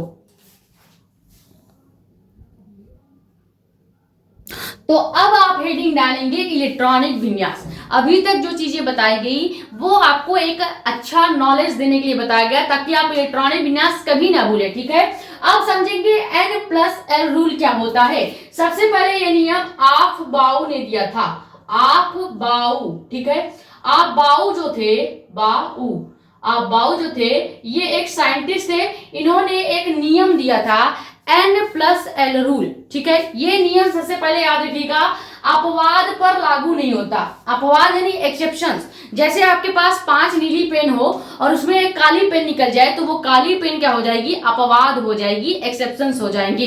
एक्सेप्शंस आपको ज्यादातर एफ ब्लॉक में देखने को मिलता है। ठीक है, बाकी एस ब्लॉक में भी देखने को मिला है, हमने आपको पीरियोडिक टेबल में डिटेल में बता दिया है। एस और पी ब्लॉक वहीं पे पढ़ा दिया है, लेकिन आपके सिलेबस में एस और पी ब्लॉक नहीं है। ठीक है, तो अब देखो इलेक्ट्रॉन को ऊर्जा के बढ़ते क्रम में भरा जाता है, और ये नियम ही क्या है, n+l रूल है। यानी इलेक्ट्रॉन को आप क्या करेंगे, ऊर्जा के बढ़ते क्रम में भरेंगे। याद रखिएगा, जो s उपकोष होता है, s जो उपकोष होता है, इसकी ऊर्जा हमेशा कम होगी, तो पहले इलेक्ट्रॉन s में जाएगा। ठीक है, तो एस उपकोष की ऊर्जा क्या होती है, सबसे कम होती है। तो पहले इलेक्ट्रॉन कहाँ आता है, एस उपकोष में आता है, फिर पी में जाएगा, पहले इलेक्ट्रॉन एस में जाएगा, फिर पी में, फिर डी में एंड फिर एफ में। ये हो गया इलेक्ट्रॉन भरने का क्रम, इलेक्ट्रॉन भरने का क्रम। आप चाहें तो लिख सकते हैं, क्योंकि एस में जो ऊर्जा है, जो एनर्जी है, एस ब्लॉक की जो एनर्जी है वो सबसे कम होती है। ऊर्जा में कमी की बात करें तो सबसे कम एनर्जी एस ब्लॉक की है, फिर पी की, फिर डी की, फिर एफ की। तो पहले इलेक्ट्रॉन जाएगा एस में, फिर पी में, फिर डी में, फिर एफ में। क्लियर, ये चीजें आप याद रखेंगे। तो पॉइंट क्या नोट करना है, इलेक्ट्रॉन को ऊर्जा के बढ़ते क्रम में भरा जाता है। ऊर्जा का निर्धारण N+L रूल द्वारा किया जाता है। यही नियम आपबाउ ने बताया था। अब ये नियम का डायग्राम आपने देखा होगा एनसीईआरटी में। कई बार आपको ये डायग्राम याद भी नहीं होता, तो आपको एक ट्रिक अभी बता दिया जाएगा। डायग्राम क्या है, हम लिखते हैं पहले यहाँ पे। अगर आप बनाना चाहें ये डायग्राम कैसे बना है, पहले इसको समझ लीजिए, क्योंकि डायग्राम बनाना भी आपको नहीं आता। ये डायग्राम आपको बनाना आना चाहिए, तभी आप इसको याद कर पाएंगे। तो बनाने के साथ साथ याद करने का तरीका भी आपको आ जाएगा। सबसे पहले आप क्या करेंगे, जितना भी एस वाला पार्ट है वो लिखेंगे, यानी 1s लिखेंगे, फिर 2s लिखेंगे, फिर 3s लिखेंगे, फिर 4s लिखेंगे, फिर 5s लिखेंगे, फिर 6s लिखेंगे और 7s लिखेंगे। 7s तक ही हमने लिखा है। अब यहाँ पे जो ये 1 है वो क्या बता रहा है, कोस को बता रहा है। ये 2 है वो क्या बता रहा है, कोस को बता रहा है। अभी हमने यही तो दिखा। अरे भाई, जो हमने डायग्राम बनाया था, यहाँ पे एक कोस था S, इसकी आगे संख्या क्या थी 1, तो हमने इसके आगे लगा दिया था 1। तो ये 1s जो हो गया, ये पहले कोस को बता रहा है। यहाँ पे 2 डिब्बे हमने बनाए थे, 2 डिब्बे के आगे S और P था, S और P के आगे संख्या क्या थी 2, तो इसके आगे हमने लिखा था 2। तो 2 क्या बता रहा है, कोस को। तो कहीं भी ये जो सिंबल है इसके आगे जो संख्या लिखी है ये कोस को बताती हैं। क्लियर, इसीलिए हमने डायग्राम बनाया था, ताकि आपको ये जो डायग्राम हम बनाने वाले हैं अब ये याद हो जाए। हमेशा याद रखिएगा, किसी भी सिंबल के आगे जो भी नंबर है वो उस सिंबल का उपकोष को बता रहा है, सॉरी कोस को बता रहा है। ठीक है, यानी एस उपकोष है और 4 इसके आगे लिखा है, यानी एस उपकोष का चौथा कोष, चौथा पीरियड। ठीक है, देखो कहीं पे लिखा है एस उपकोष, 4s लिखा है, तो यानी ब्लॉक क्या हो गया, ब्लॉक हो गया एस। 4 क्या हो गया, इसका कोष को बता रहा है, यानी सेल को बता रहा है। ठीक है, या कह सकते हैं श्रेणी को बता रहा है। ठीक है, श्रेणी को बता रहा है। इतनी चीजें कही जा सकती हैं। तो जो भी सिंबल होगा इसके आगे जो भी नंबर होगी वो उसके कोष को बताएगी। यही तो हमने डायग्राम में आपको समझाया था, वो हमने लिख के भी बताया था। तो पहले ये डायग्राम याद करने के लिए आपको पहले एस वाली जितनी भी संख्या है इसको लिख देनी है। ठीक है, एस वाला हो गया 1s 2s 3s 3p 3s 4s 5s 6s 7s, जितनी भी 7s तक पहले आपको लिख लेना है। फिर अब आप क्या करेंगे, p को लिखेंगे। लेकिन p को लिखते वक्त डायग्राम को समझा रहे हैं, जो एनसीईआरटी में आपके एक डायग्राम बना है वो हम समझाने की कोशिश कर रहे हैं। अभी जब पूरा डायग्राम बन जाएगा तो आपको क्लियर हो जाएगा। ठीक है, अब जब आप p को लिखेंगे तो कैसे लिखेंगे, आप पहला जो उपकोष और कोष है इसको छोड़ दें, यानी 1s को छोड़ देंगे, 2s से आप लिखेंगे 2p 3p, उसके बाद 4p 5p 6p और 7p। इतनी चीजें क्लियर हुई। पहले आपको लिखना है 1s से लगा के 7s तक पूरी संख्या, उसके बाद 1s वाली लाइन पूरा छोड़ देंगे। अब आप p लिख रहे हैं तो s से एक नीचे आ जाएंगे, s ब्लॉक वाले से एक नीचे आ जाएंगे, दूसरे वाले से चालू करेंगे। क्यों, क्योंकि होता है कि क्या 2p से स्टार्ट होता है, तो 2p को अगर आप 1s के सामने लिख देंगे तो ये जो रूल है वो गलत हो जाएगा। इसलिए 1s वाला पूरी लाइन हम छोड़ देते हैं, 2p लिखते हैं तो हम यहाँ 2s से स्टार्ट करेंगे। क्लियर, तो 2p 3p 4p 5p 6p और 7p। क्लियर, आगे आपको लिखना है d। अब आपको d ब्लॉक लिखना है। d ब्लॉक 3 श्रेणी से, सॉरी तीसरे कोष से स्टार्ट होता है, तो हम क्या लिखेंगे यहाँ से 3d 4d 5d 6d and 7d। तो आपने s लिखा पूरा 1 से 7 तक। जब आप p लिखते हैं तो पहली संख्या को छोड़ देना है, डायग्राम को बनाने के लिए पहली संख्या को छोड़ देना है। 2 से आपको चीजें पकड़नी है, यानी 2p, 3p, 4p, 5p, 6p, 7p। 1 वाला छोड़ दो। अब आप d लिख रहे हो, 1 भी छोड़ दो, यानी 1s छोड़ दो, 2p छोड़ दो। अब आप d स्टार्ट करेंगे 3 श्रेणी से। d वाला हमेशा तीसरे कोष से स्टार्ट होता है, तो यहाँ पे 3d यानी तीसरा कोष, 4d यानी कि चौथा कोष डी ब्लॉक का, 5d यानी कि पांचवा कोष डी ब्लॉक का, 6d यानी कि छठवां कोष यानी कि सेल डी ब्लॉक का। क्लियर। अब डी हो गया, अब आप भरेंगे एफ को। एफ को कहां से लिखा जाता है? एफ को अब आप क्या करेंगे, आपने 1s छोड़ा, 2p छोड़ा, 3p छोड़ा। याद रखिए, आपने 1s को छोड़ा, तो आप यहां से लिखना स्टार्ट किए 2p। फिर आपने 1s को भी छोड़ दिया, यानी पहला पूरा लाइन छोड़ दिया खाली, ये पूरा लाइन खाली, यहाँ पे सेकंड से हमने स्टार्ट किया। अब हम पहला दूसरा दोनों लाइन खाली करेंगे, तीसरे से लिखना स्टार्ट करेंगे। ठीक है, तीसरे से लिखना स्टार्ट किए क्या? 3d को। अब हम ये तीनों ही लाइन छोड़ेंगे, यानी कि 1s भी छोड़ेंगे, 2p भी छोड़ेंगे और 3d भी छोड़ेंगे। हम स्टार्ट करेंगे 4f से। 4f के बाद आ जाएगा 5 श्रेणी है, तो 5f, फिर 6f और 7f। ये क्लियर हुआ या नहीं? कैसे लिखा जाता है? पहले आपको 1 से लगा के 7 तक पूरा s वाला पार्ट लिख लेना है। जैसे पूरा s वाला पार्ट 1 से 7 तक आप लिखेंगे, आप पहली ये वाली जो ऑर्बिटल है 1s, इसको छोड़ दीजिएगा। 2 से आप लिखेंगे अब 2p, 3p, 4p, 5p, 6p, 7p, 2 से लिखना है। फिर उसके बाद 2 वाली पूरी लाइन छोड़ दीजिएगा। जब आप d को लिखेंगे तो 3 से लिखेंगे, जब आप f को लिखेंगे 4 से लिखेंगे। क्यों लिखा जा रहा है ऐसे? हम क्यों शुरू से नहीं लिख रहे हैं? क्योंकि हमने डायग्राम में भी क्या बताया, s जो है वो 1 का है, SP जो आ रहा है, ये P जो आ रहा है वो 2 कोष से आ रहा है, तो इसीलिए P जो लिखा जा रहा है वो दूसरे कोष से लिखा जा रहा है। उसके बाद S बताया, P बताया, D कहाँ पे आया है? तीसरे से आया है, तो इसीलिए D लिखा जा रहा है, तो तीसरे वाले ऑर्बिटल से लिखा जा रहा है। वहीं पे S, P, D, F की बात करें, F कहाँ पे आ रहा है? चौथे से ही तो आया है, तो F को चौथे से ही लिखा गया है। इसी कारण ये डायग्राम इस वाले मॉडल पर ही बनाया गया है। ये डायग्राम जो है, ये वाला जो डायग्राम आपको दिख रहा है, ये इस वाले मॉडल परमाणु के क्वांटम यांत्रिकी मॉडल से ही बनाया गया है। ये परमाणु के क्वांटम यांत्रिकी मॉडल से ये डायग्राम बनाया गया है, जिसका मतलब है एस का मतलब है पहले कोष को प्रदर्शित करना, पी आया है दूसरे कोष से, तो हमने पहले कोष वाला पूरी चीजें लिख दी। फिर दूसरा लिखना था तो दूसरे कोष से आया है, तो हमने 2 से स्टार्ट किया। तीसरे कोष में डी आया था तो 3d से स्टार्ट किया। चौथे कोष में 4f, चौथे कोष में f आया था तो हमने 4 से स्टार्ट किया, 4 वाली श्रेणी से स्टार्ट किया। अब इलेक्ट्रॉन भरने का क्रम क्या है, ये डायग्राम आपको लिखना आ गया। पहले आपको 1 से लगा के 7 तक सभी नंबर्स लिख देने हैं, फिर एस एस एस एस जोड़ देना है, फिर आपको 2 से स्टार्ट करना है, 1 को छोड़ देना है। क्यों छोड़ना है आपको बता दिया अभी, क्योंकि एस वाला पूरा हमने लिख दिया। पी कहां से आया था? दूसरे कोष से आया था, तो पी को हमने दूसरे से स्टार्ट किया। डी कहां से आया था? तीसरे कोष से, तो तीसरे से ही हमने डी को लिखना स्टार्ट किया। एफ कहां से आया था? चौथे कोष से, तो हमने चौथे से लिखना स्टार्ट किया। क्लियर। इलेक्ट्रॉन्स कैसे भरे जाएंगे? पहले इलेक्ट्रॉन आएगा 1s में, क्लियर, फिर इलेक्ट्रॉन आएगा 2p में, 2s में, फिर इलेक्ट्रॉन आएगा 3s में, 3p में, 3d में। क्लियर।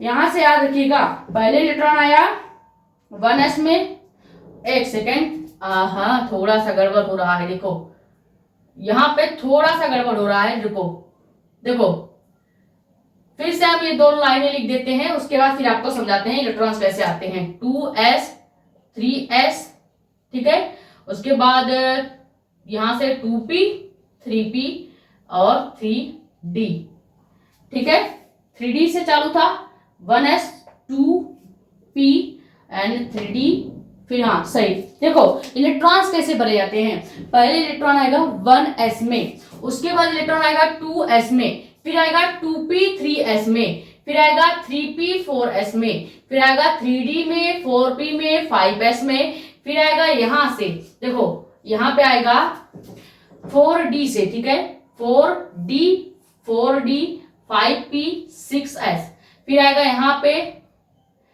4f से 7, 4f 5D, 4F 5D, फिर आ जाएगा 6P में और 7S में। उसके बाद यहाँ पे जो 7P है, 6D है, 5F है, ये वाली लाइन आ जाएगी। और ये जो लास्ट में 7D, 6P, 6F है, ये आपकी किसी काम का नहीं है। याद रखिएगा हमने कैसे ये डायग्राम बनाया। पहले हमने पूरा S वाला पार्ट लिख दिया, फिर हमने 2P को लिखना था, दूसरे श्रेणी से स्टार्ट करेंगे क्योंकि दूसरे कोर्स में P आया था, तो दूसरे कोर्स से लिखना स्टार्ट किया। तीसरे से हमने 3D को लिखना स्टार्ट किया, चौथे से हमने 4D को लिखना स्टार्ट किया। इलेक्ट्रॉन कैसे भरे जाएंगे, ऐसे डायग्राम को आप भूल जाते हैं। मैंने भी कई दिन पहले इसको पढ़ा था, तो मैं भी अभी देखो बनाने में भूल गई। तरीका क्या है बनाने का, पहले इलेक्ट्रॉन हमेशा 1s में जाएगा। अब इलेक्ट्रॉन का क्रम अगर आप लिख देंगे तो आपको हमेशा याद रहेगा। इलेक्ट्रॉन भरने का क्रम आपको लिख के बता देते हैं, तो हमेशा आपको याद रहेगा। हमेशा पहले इलेक्ट्रॉन जाएगा 1s में, ठीक है, याद रखिएगा। पहले इलेक्ट्रॉन जाएगा 1s में, फिर 1s के बाद इलेक्ट्रॉन जाएगा 2s में, 2s के बाद इलेक्ट्रॉन जाएगा 2p में, 2p से जाएगा इलेक्ट्रॉन 3s में, 3s से इलेक्ट्रॉन जा रहा है आपके 2p 3s हो गया, 3p में जाएगा, 3p में जाएगा, 3p से इलेक्ट्रॉन जाएगा आपके 4s में, 4s से इलेक्ट्रॉन आपके चले जाएगा 3d में, 3d से आपका इलेक्ट्रॉन चले जाएगा 4p में, 4p पे से इलेक्ट्रॉन चला जाएगा 5s में, 5s से इलेक्ट्रॉन जा रहा है 3d हो गया ना, फिर आप नीचे आ जाइएगा 4d में, 4d से 5p में, 5p से 6s में, 6s से 4f में, 4f से 5d में, 5d में, 5d से 6p में, 6p से 7s में, 7s से 5f में, 6d में और 7p में। ये हो गया इलेक्ट्रॉन जाने का क्रम। ये जो क्रम था हमने इसी डायग्राम से लिखा है। अब ध्यान से देखिए डायग्राम को। इलेक्ट्रॉन नंबरिंग कर देते हैं। देखो पहले इलेक्ट्रॉन जाएगा कहां पे 1s में, क्लियर। फिर इलेक्ट्रॉन जाएगा कहां पे 2s में, फिर हमेशा इलेक्ट्रॉन ऐसे जाता है। आप लोग क्या करते हैं, भूल जाते हैं डायग्राम में कैसे एरो बना है। एरो ऐसे जा रहा है यानी उल्टा आपको पढ़ना है। कभी कभी आप ऐसे पढ़ने लगते हैं 2s फिर 2p, ऐसे भूल जाएंगे। आपके एनसीईआरटी में यही जो तीर है इसको मिला दिया गया है, थोड़ा और कॉम्प्लिकेटेड आपके लिए हो गया है, तो आप वो भूल सकते हैं। इसीलिए हमने इलेक्ट्रॉन भरने का क्रम अलग लिख दिया गया है। अगर आपको ये डायग्राम याद नहीं होता तो आप ये क्रम याद रखिए। कई बार क्या होता है, क्रम ज्यादातर आप भूल जाते हैं, इसीलिए डायग्राम के साथ भी आपको बताया जाता है, क्लियर। तो पहले इलेक्ट्रॉन आया 1s में, फिर दूसरा आ गया 2s में, फिर उल्टा आपको पढ़ना है। 1s में आया 2s में आया, ये तो सीधी चीजें थी, हमने पढ़ लिया। उल्टा आपको कैसे पढ़ना है, अब इलेक्ट्रॉन आएगा 2p में, उसके बाद 3s में, ठीक है, 2p में उसके बाद 3s में। लाइट थोड़ा सा ब्लिंक कर रहा है, देखो लाइट थोड़ा सा ब्लिंक कर रहा था। अब देखिए 2p में फिर 3s में, फिर अब उल्टा आइएगा 3p में आ रहा है, फिर 4s में, फिर उल्टा आएंगे 3d में आएगा, 4p में आएगा, 5s में आएगा, फिर उल्टा आइएगा 5d में, सॉरी 4d में, 5p में, 6s में। थोड़ा सा कॉम्प्लिकेटेड है, बना के देखेंगे तो ज्यादा क्लियरिटी आएगी। बनाने का तरीका हमने बता दिया, इलेक्ट्रॉन जा कैसे रहे ये भी हमने आपको बता दिया। अगर आपको ये नहीं समझ में आ रहा है तो आप इसको डायरेक्ट याद रखिएगा कि इलेक्ट्रॉन्स कैसे जा रहे हैं। तो देखो लाइट अभी ब्लिंक कर रही थी, रीजन है लाइट हमारे यहाँ कम तेज आ रहा है, ठीक है। अब यहाँ पे फोकस कीजिए, इन्वर्टर से सारी चीजें हो गई हैं। देखो इलेक्ट्रॉन पहले 1s में जाएगा, फिर 2s में, 2p में, 3s में, 3p में। ये चीजें आपको इस एरो से पहचानना है। अभी हमने ये सब चीजें एरो से ही देख के लिखा है, ठीक है। उसके बाद ये पूरा आपको याद आना चाहिए, याद रहना चाहिए डायरेक्ट, ये पूरी लाइन। ज्यादातर आपको कहां तक याद होता है, 3D तक ही याद हो पाता है, उसके आगे की आप याद नहीं कर पाते।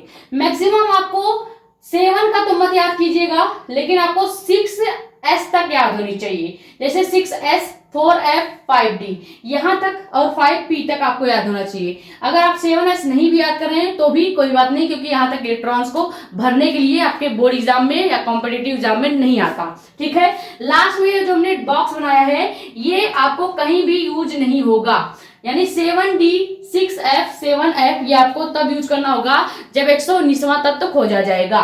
तो ये हो गया अबाउ का नियम यानी n+l रूल। अब इसी रूल से हम इलेक्ट्रॉन्स को भरेंगे। तो इतना चीज आप नोट कर लीजिए, डायग्राम से याद हो रहा है तो डायग्राम से याद कर लीजिए, या फिर यहाँ पे क्रम लिख दिया गया है, इस क्रम से भी याद कर सकते हैं। इलेक्ट्रॉन्स याद रखिएगा, पहले S से स्टार्ट होगा, फिर 2s में जाएगा, फिर 2p में जाएगा, इस तरह से इलेक्ट्रॉन्स भरे जाएंगे।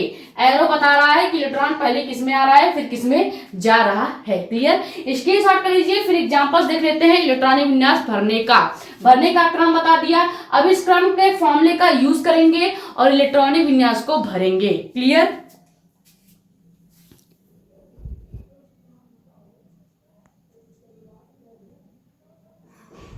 तो अब देखो कुछ एग्जांपल यहाँ पे हमने लिख दिए हैं। जैसे हमने लिखा है सल्फर 16।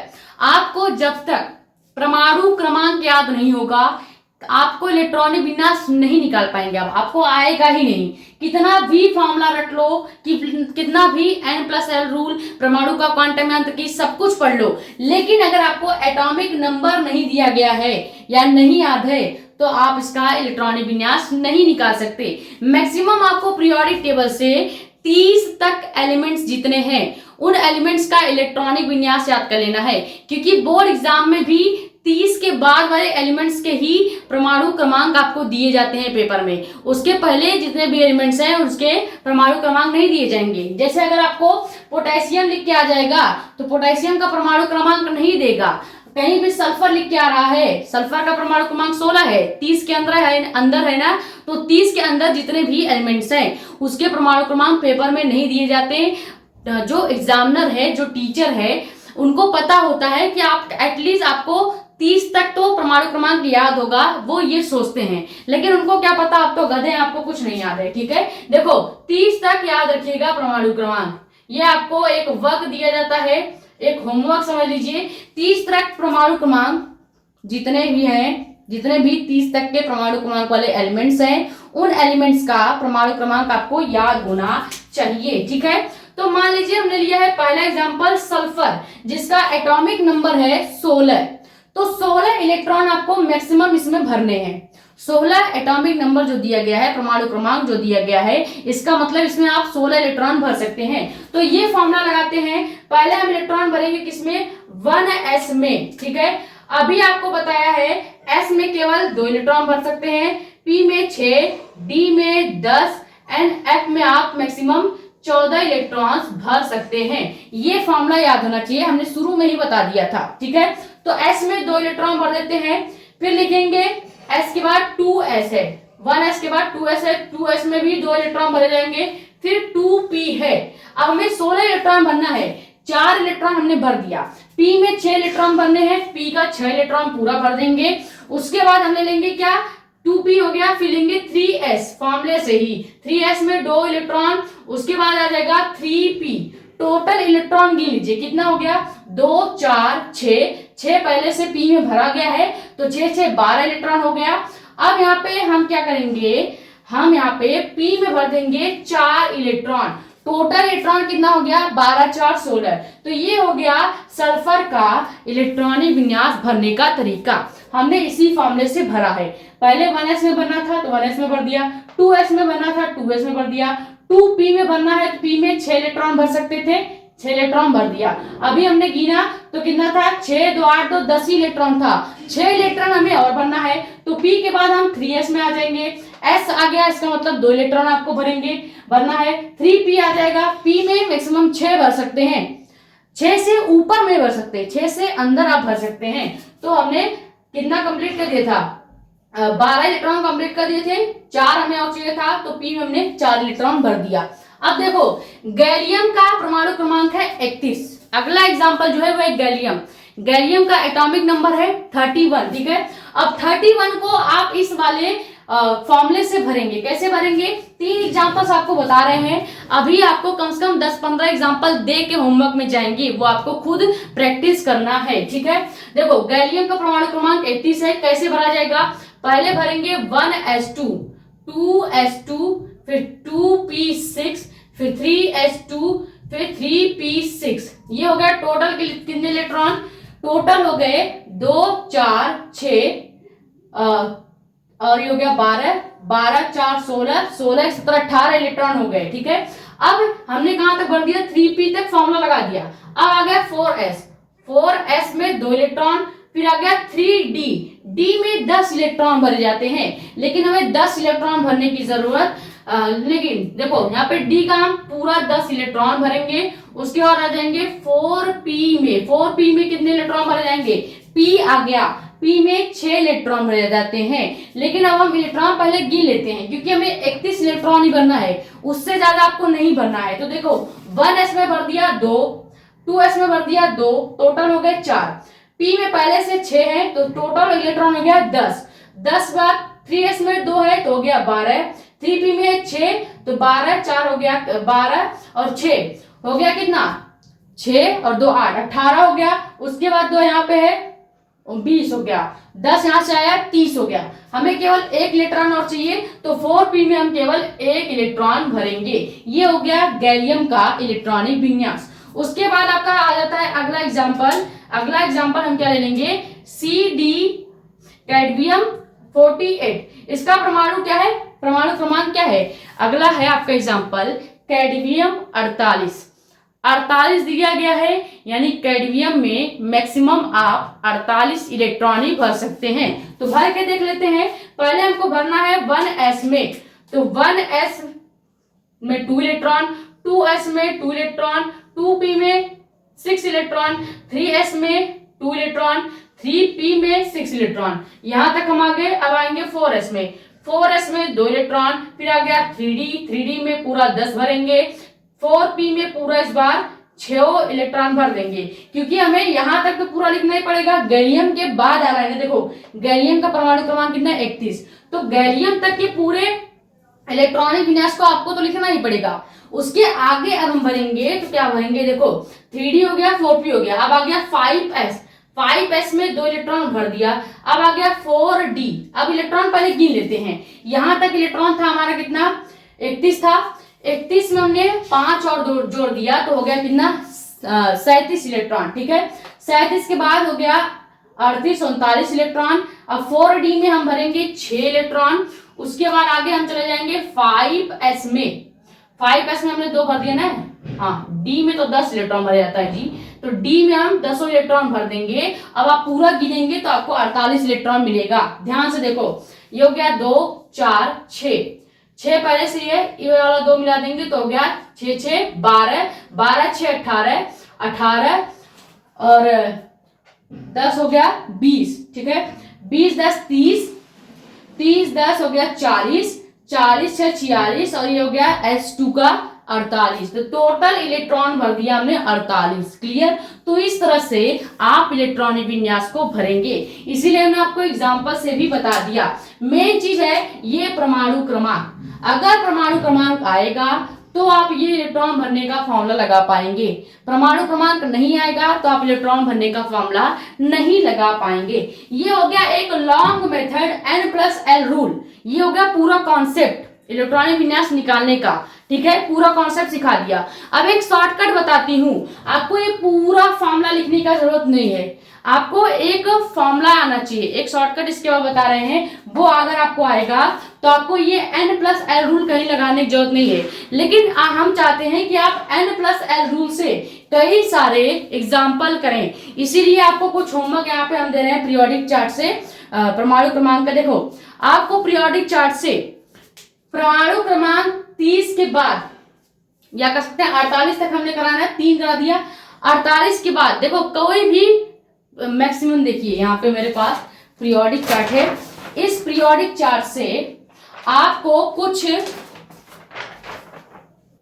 तो देखो आपको होमवर्क क्या दिया जाता है, इस पीरियोडिक टेबल के जितने एलिमेंट्स हैं, आधे से ज्यादा एलिमेंट्स के जो ये परमाणु क्रमांक वगैरह दिख रहे हैं, कई सारे एलिमेंट्स आपको इनमें इसमें से चूज करना है और उन एलिमेंट्स के जो परमाणु क्रमांक दिए गए हैं, जैसे यहाँ पे जिरकोबियम दिया गया है, Zr का परमाणु क्रमांक 40 है, तो आपको इस 40 परमाणु क्रमांक वाले का इस तरह से इलेक्ट्रॉनिक विन्यास निकालना है। तो पीरियोडिक टेबल अगर आपके पास है तो वहां से आप क्या करेंगे, कुछ एलिमेंट्स के नाम लिखेंगे, उसके एटॉमिक नंबर ऊपर रेड कलर से लिखे गए हैं, ठीक है। देखो ये जो कैडमियम है इसके ऊपर 48 लिखा गया है, ये रेड कलर से जो होता है ये होता है एटॉमिक नंबर।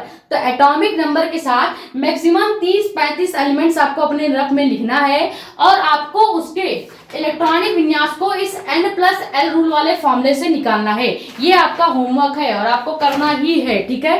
तभी आपको N+L रूल प्रैक्टिस में आ जाएगा, तो आप जल्दी जल्दी N+L रूल को लगा सकते हैं, ठीक है।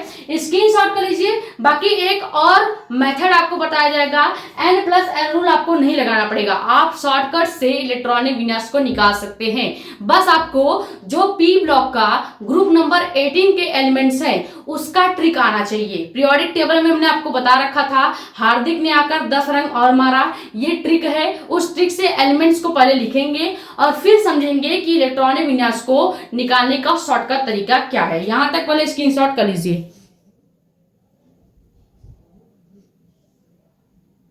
तो अब हेडिंग क्या डालेंगे, इलेक्ट्रॉनिक विन्यास निकालने का शॉर्टकट। देखो अब हम आपको सिखाएंगे कि आप कैसे इलेक्ट्रॉनिक विन्यास शॉर्टकट से निकाल सकते हैं।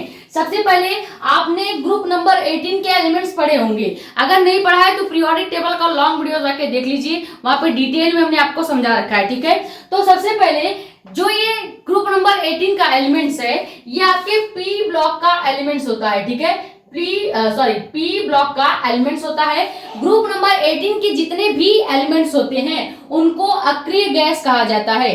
अक्रिय गैस के शॉर्टकट क्या है, अक्रिय गैस का जो निमोनिक्स होता है, याद करने का ट्रिक होता है, वो क्या होता है, ट्रिक लिख लीजिएगा यहाँ पे। हार्दिक ने आकर 10 रन और मारे, ठीक है, और मारे, ये पूरा ट्रिक होता है। लेकिन यहां पे ध्यान दीजिए, ये पूरा ग्रुप नंबर 18 के एलिमेंट्स को याद करने का ट्रिक है। हमें इलेक्ट्रॉनिक विन्यास निकालने के लिए केवल रन तक ही ट्रिक को याद करना है, यानी और मारे आपको याद करने की जरूरत नहीं है, केवल ये 6 एलिमेंट्स के नाम आपको याद होने चाहिए। हार्दिक से हो जाएगा हीलियम, ने से हो जाएगा नियॉन, आ से हो जाएगा आर्गन, या कह सकते हैं ARN है, तो ये हो गया आपका ऑर्गन। फिर के कर से हो जाएगा, आकर में 2 शब्द है, आ से हो जाएगा ऑर्गन, कर से हो जाएगा क्रिप्टॉन, 10 से हो जाएगा जेनॉन जिसको हम XE से लिखते हैं, रन से हो गया RN। क्लियर, ये हो गया पूरा। RN का मतलब है रेडॉन, लिखना चाहे लिख सकते हैं। एलिमेंट्स का नाम HE हो गया हीलियम, पीरियोडिक टेबल में वैसे दिया गया है।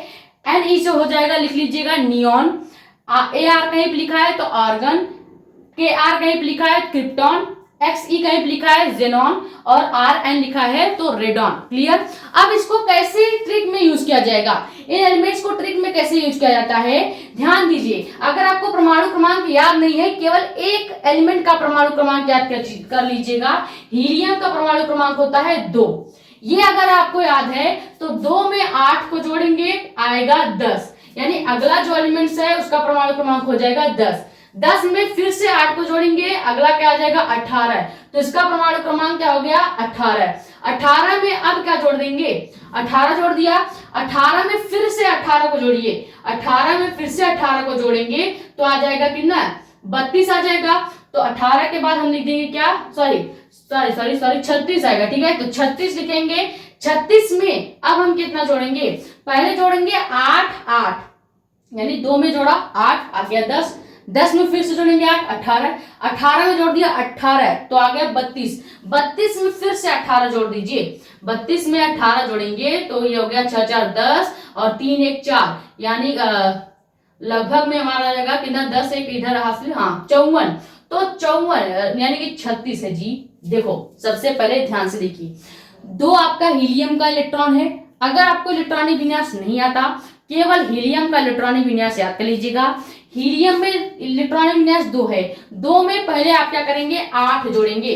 रूल क्या होता है इलेक्ट्रॉनिक विन्यास को निकालने का, 2 आपको पता है, 2 में जोड़ा 8 से जोड़ दिया, आ गया आंसर 10, 10 में फिर हमने जोड़ा 8, यानी 2 बार आपको 8 जोड़ना है, 2 बार आपको 18 जोड़ना है। पहले आप 18 को जोड़ेंगे, टोटल आएगा 36, 36 में 18 को जोड़ देंगे, टोटल आएगा 54, यानी कि यहाँ पे आपका कितना आ जाएगा 54 आएगा। 54 में अब आपको जोड़ना है कितना, 54 में अब आपको जोड़ देना है 32, और 32 में जब जोड़ेंगे, 32 और 54 को जब जोड़ेंगे तो 86 आपका आ जाएगा। तो रेडॉन का 86 आ जाएगा। जब भी आपको परमाणु क्रमांक निकालना होगा किसी भी ग्रुप के एलिमेंट्स का, तो ग्रुप का जो पहला लेटर है, पहला जो तत्व है, उसका आपको परमाणु क्रमांक पता होना चाहिए। जैसे कि इस ग्रुप का पहला जो तत्व है वो है हीलियम। हीलियम का परमाणु क्रमांक कितना है, 2। अब आप क्या करेंगे, इस 2 में 8 को जोड़ेंगे, जो आएगा उसमें 8 को जोड़ेंगे, फिर जो आएगा उसमें 18 को जोड़ेंगे, फिर जो आएगा उसमें फिर से 18 को जोड़ेंगे, फिर जो आएगा उसमें 32 जोड़ेंगे, फिर 32 जोड़ेंगे। रूल क्या होता है, देखो, जब भी इलेक्ट्रॉन के क्रमांक यानी कि परमाणु क्रमांक निकालने का एक शॉर्टकट मेथड होता है, उसको भी जान लीजिए। देखो, जैसे आपका परमाणु क्रमांक मान लो है, रूल क्या होता है, आपको जोड़ना होता है 8 8 2 बार, उसके बाद जोड़ेंगे 18 18 2 बार, फिर जोड़ेंगे 32 प्लस 32 2 बार। इतने में आपका पूरा परमाणु क्रमांक निकल जाएगा। अब आपको जोड़ना किसमें है, जैसे पहला तत्व है, जो भी इसका एटॉमिक नंबर होगा उसमें 8 जोड़ देंगे, उसका परमाणु क्रमांक निकल जाएगा अगले वाले का। फिर जो भी मान आएगा उसमें फिर से 8 जोड़ दीजिएगा, अगले वाला का निकल जाएगा परमाणु क्रमांक। फिर जो मान आएगा उसमें 18 जोड़ देंगे, अगले वाला का परमाणु क्रमांक। इसी तरह से ये रूल होता है परमाणु क्रमांक निकालने का। अगर आपको परमाणु क्रमांक नहीं याद है, सभी ग्रुप के पहले जो एलिमेंट्स है केवल उसका परमाणु क्रमांक याद कर लीजिए, आप आराम से परमाणु क्रमांक को इस वाले रूल से निकाल सकते हैं। पहले ग्रुप का परमाणु क्रमांक याद होगा तो 8 8 जोड़ेंगे, 18 18 जोड़ेंगे, 32 32 जोड़ेंगे। कैसे जोड़ना है बता दिया। पहले जो परमाणु क्रमांक है उसमें 8 जोड़ेंगे, जो आंसर आएगा फिर उसमें 8 जोड़ेंगे, फिर जो आंसर आएगा उसमें 18, फिर जो आंसर आएगा उसमें फिर से 18 जोड़ेंगे, फिर जो आंसर आएगा उसमें 32 जोड़ेंगे, फिर जो आंसर आएगा उसमें फिर से 32 जोड़ेंगे। पूरे ग्रुप का एटॉमिक नंबर निकाल लेंगे। ये है शॉर्टकट तरीका एटॉमिक नंबर निकालने का। आप चाहें तो लिख भी सकते हैं। क्लियर, ये हम इरेज कर देते हैं। हमने एटॉमिक नंबर आपको निकाल कर बता दिया। अब ट्रिक क्या होता है, ये तो हो गया पहले हार्दिक ने आकर 10 रन मारे, ये पूरा इस एलिमेंट्स को याद करने का ट्रिक हो गया। कैसे एटॉमिक नंबर निकाला जाता है ये भी हमने ट्रिक से बता दिया। अब ध्यान दो, कौन सा आपको फॉर्मूला याद करना है। हमने क्या बताया है, n+l रूल में। अब यहाँ पे n+l रूल काम आएगा, इसलिए हमने पहले बताया था। शॉर्टकट को भी याद करने के लिए कॉन्सेप्ट आपका क्लियर होना चाहिए, यानी कि लॉन्ग कट मेथड आना चाहिए। ठीक है, तो यहाँ पे हम पहले क्या लिखेंगे, 2s से स्टार्ट करेंगे। 2s 2p 3s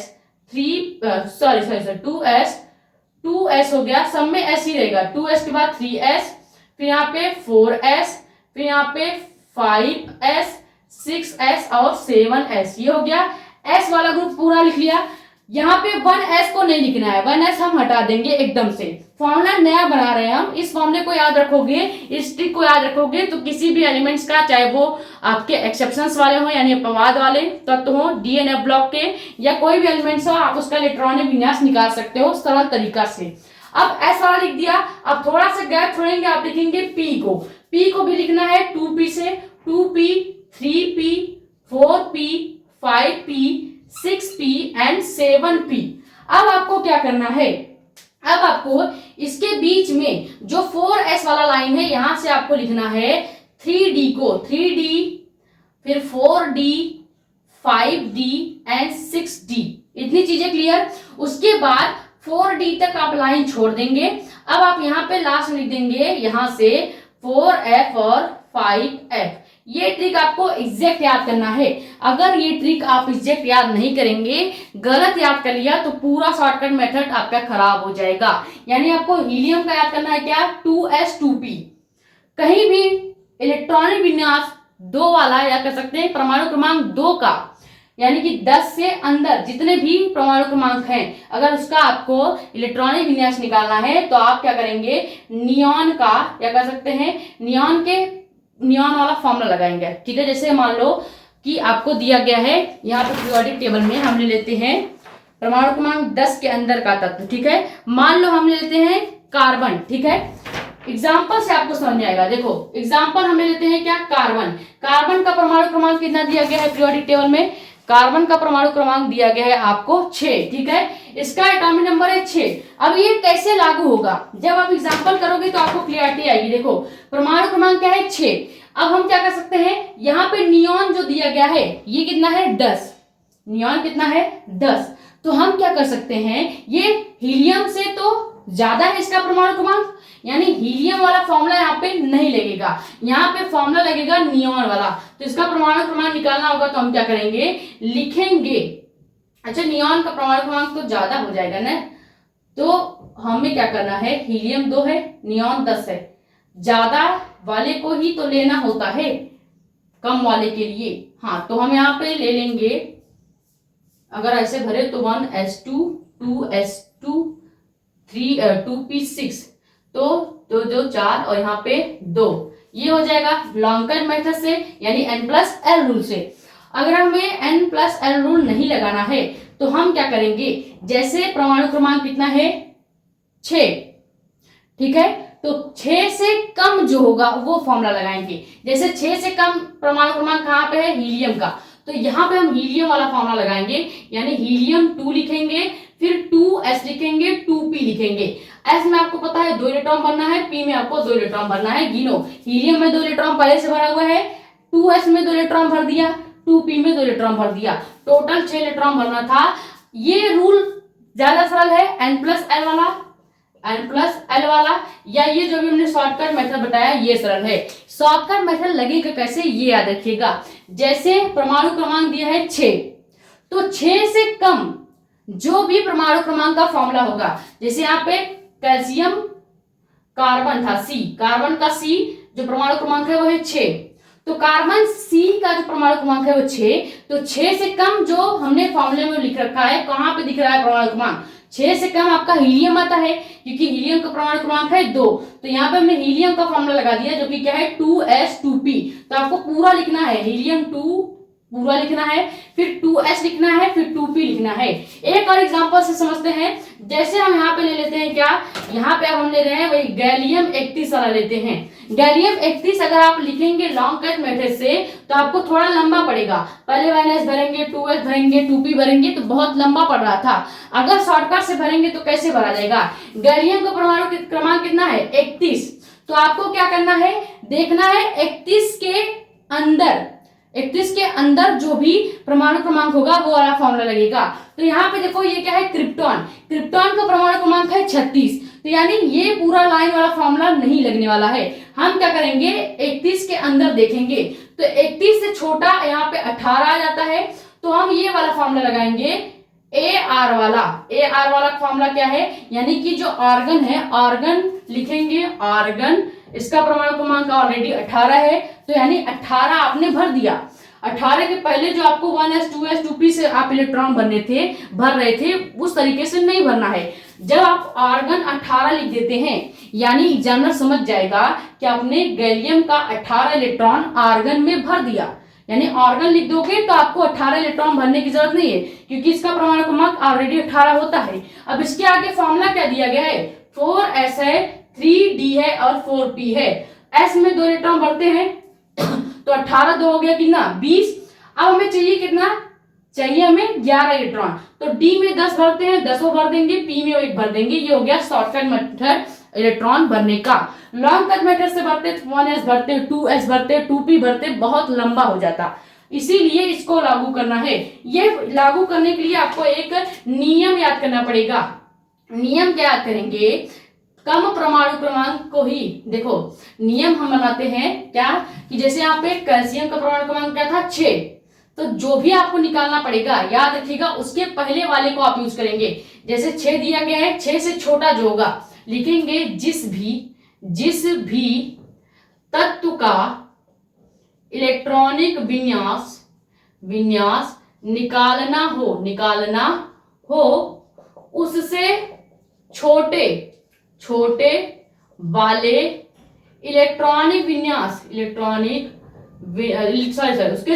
उससे छोटे वाले परमाणु क्रमांक के तत्व का फॉर्मूला यूज करेंगे। इसको लिखे लीजिए ऐसे ही, ठीक है। लिखना क्या है आपको, जिस भी तत्व का आपको इलेक्ट्रॉनिक विन्यास निकालना है पहले देखेंगे उस तत्व का परमाणु क्रमांक क्या है, ठीक है। तो उससे छोटे वाले परमाणु क्रमांक के फॉर्मूले को यूज करेंगे, यानी जिस भी तत्व का आप निकाल, जैसे कैल्शियम का परमाणु क्रमांक कितना है, कार्बन का 6, तो कार्बन से छोटा था हीलियम, तो हमने हीलियम वाला पूरा फॉर्मूला यूज किया। हीलियम का फॉर्मूला क्या है, 2s2p, ठीक है।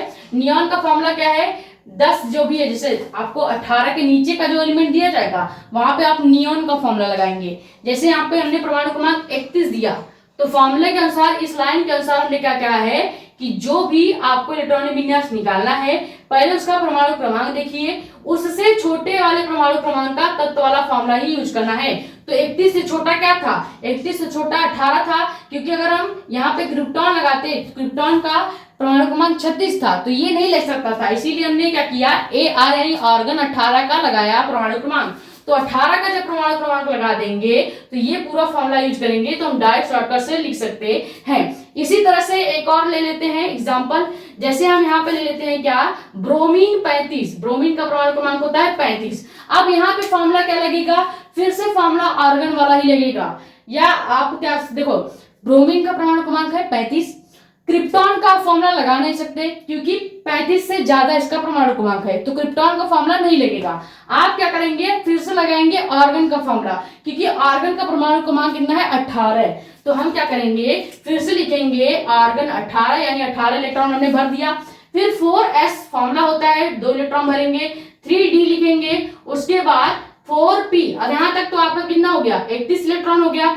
p में आपको भर देना है टोटल 5 इलेक्ट्रॉन, कितने इलेक्ट्रॉन, 5 इलेक्ट्रॉन। अब आप गिनेंगे तो ये शॉर्टकट मेथड से हमने 35 इलेक्ट्रॉन भर दिया, आर्गन का 18 और s का हो गया पूरा 20, ये हो गया 10 और ये हो गया 35। क्लियर, ये हो गया शॉर्टकट मेथड किसी भी इलेक्ट्रॉन का भरने का। ये शॉर्टकट मेथड आप तब लगा पाएंगे जब आपको एग्जैक्ट चीजें याद होंगी, जैसे आपको हीलियम का याद हो, परमाणु क्रमांक 2, फॉर्मूला है 2s2p, नियॉन का परमाणु क्रमांक 10, फॉर्मूला है 3s3p, पूरा लाइन आपको याद होना चाहिए। उसके बाद कहीं भी अगर आप इस लाइन को मिस करते हैं तो आप ये शॉर्टकट मेथड यूज नहीं कर पाएंगे, भूल जाएंगे, ठीक है। तरीका समझ में आ गया। जैसे आपको जो भी एलिमेंट दिया जाएगा पहले उसका परमाणु क्रमांक देखिए कितना है।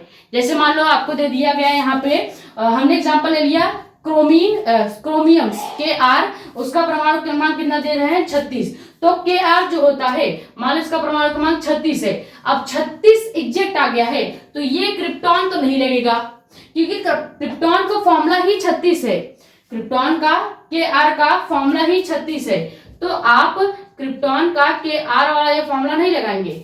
आप क्या करेंगे, आप 5s4d, हाँ ये डायरेक्ट फॉर्मूला लगा सकते हैं। देखो कहीं पे अगर आपको डायरेक्ट Kr 36 दे दिया जाए, तो Kr 36 दे दिया गया है, तो आप डायरेक्ट ये वाला फॉर्मूला लिख सकते हैं, क्योंकि इसका हमने ऑलरेडी निकाल दिया है। लेकिन अगर मान लो आपको 36 के नीचे का एलिमेंट दिया जाएगा, तो आप तुरंत पहुंच जाएंगे आर्गन के पास, आर्गन वाला फॉर्मूला लगाएंगे। लेकिन अगर कहीं पे आपको रेडॉन 46 दिया गया है, मान लो अब मैं एफ ब्लॉक का एलिमेंट लेती हूँ, यहाँ पे दिया गया है पीरियोडिक टेबल में, एफ ब्लॉक का एक एलिमेंट लेते हैं जिसका परमाणु क्रमांक है कितना, Em दिया गया है, यानी कि इनेस्टीनियम, ठीक है, टेंस्टीनियम, ठीक है, टेंस्टीनियम का जो परमाणु क्रमांक होता है ये कितना हो गया, 99। मान लो इसमें मुझे इलेक्ट्रॉनिक विन्यास भरना है, तो कैसे भरेंगे, हम लगाएंगे फॉर्मूला Rn रेडॉन का, क्योंकि रेडॉन का परमाणु क्रमांक होता है 86, 99 से 86 छोटा है, तो हम यहाँ पे रेडॉन का फॉर्मूला लगाएंगे, तो 86 इलेक्ट्रॉन हमने ऐसे ही भर दिया। अब आएंगे CN1s में 86 भरा और 99 था, तो कितना पहले बचा ये निकालते हैं, ठीक है। यहाँ पे 3 एक गया उधर, 13 इलेक्ट्रॉन हमें और भरना है। देखो 99 परमाणु क्रमांक है, Rn रेडॉन जो होता है इसका परमाणु क्रमांक ऑलरेडी 86 है, तो यानी कि 99 में से 86 घटा दीजिए, बच गया 13 इलेक्ट्रॉन आपको और भरना है, तो ये फॉर्मूला लगाएंगे 7s5f, 7s में भर देंगे 2 इलेक्ट्रॉन। अब हमें केवल भरना है कितने इलेक्ट्रॉन, 11 इलेक्ट्रॉन। अब आ गया आपका 5f में आपको 14 इलेक्ट्रॉन भरना होता है। एफ ब्लॉक जहां पे आएगा वहां पे 14 इलेक्ट्रॉन भर सकते हैं, लेकिन आपको 14 भरने की जरूरत नहीं है, तो आप यहाँ पे केवल 11 भर देंगे। 11 2 13 हो गया, 13 और 86 जोड़ देंगे, 99 आ गया। तो ये यहाँ पे आपने एफ ब्लॉक का भी बड़े आराम से परमाणु क्रमांक कर सकते हैं, इलेक्ट्रॉनिक विन्यास निकाल लिया। तो ये हो गया शॉर्टकट तरीका किसी भी एटम का या कह सकते हैं तत्व का, एलिमेंट्स का इलेक्ट्रॉनिक विन्यास हमने लॉन्ग मेथड से N+L रूल से भी निकालना बता दिया और शॉर्टकट मेथड से भी बता दिया है। ठीक है, ये स्क्रीनशॉट कर लीजिए। फिर एक छोटा सा टॉपिक और है, ग्रुप, ब्लॉक और पीरियड को निकालना, वो मात्र 2 मिनट का टॉपिक है, उसको भी बता देते हैं।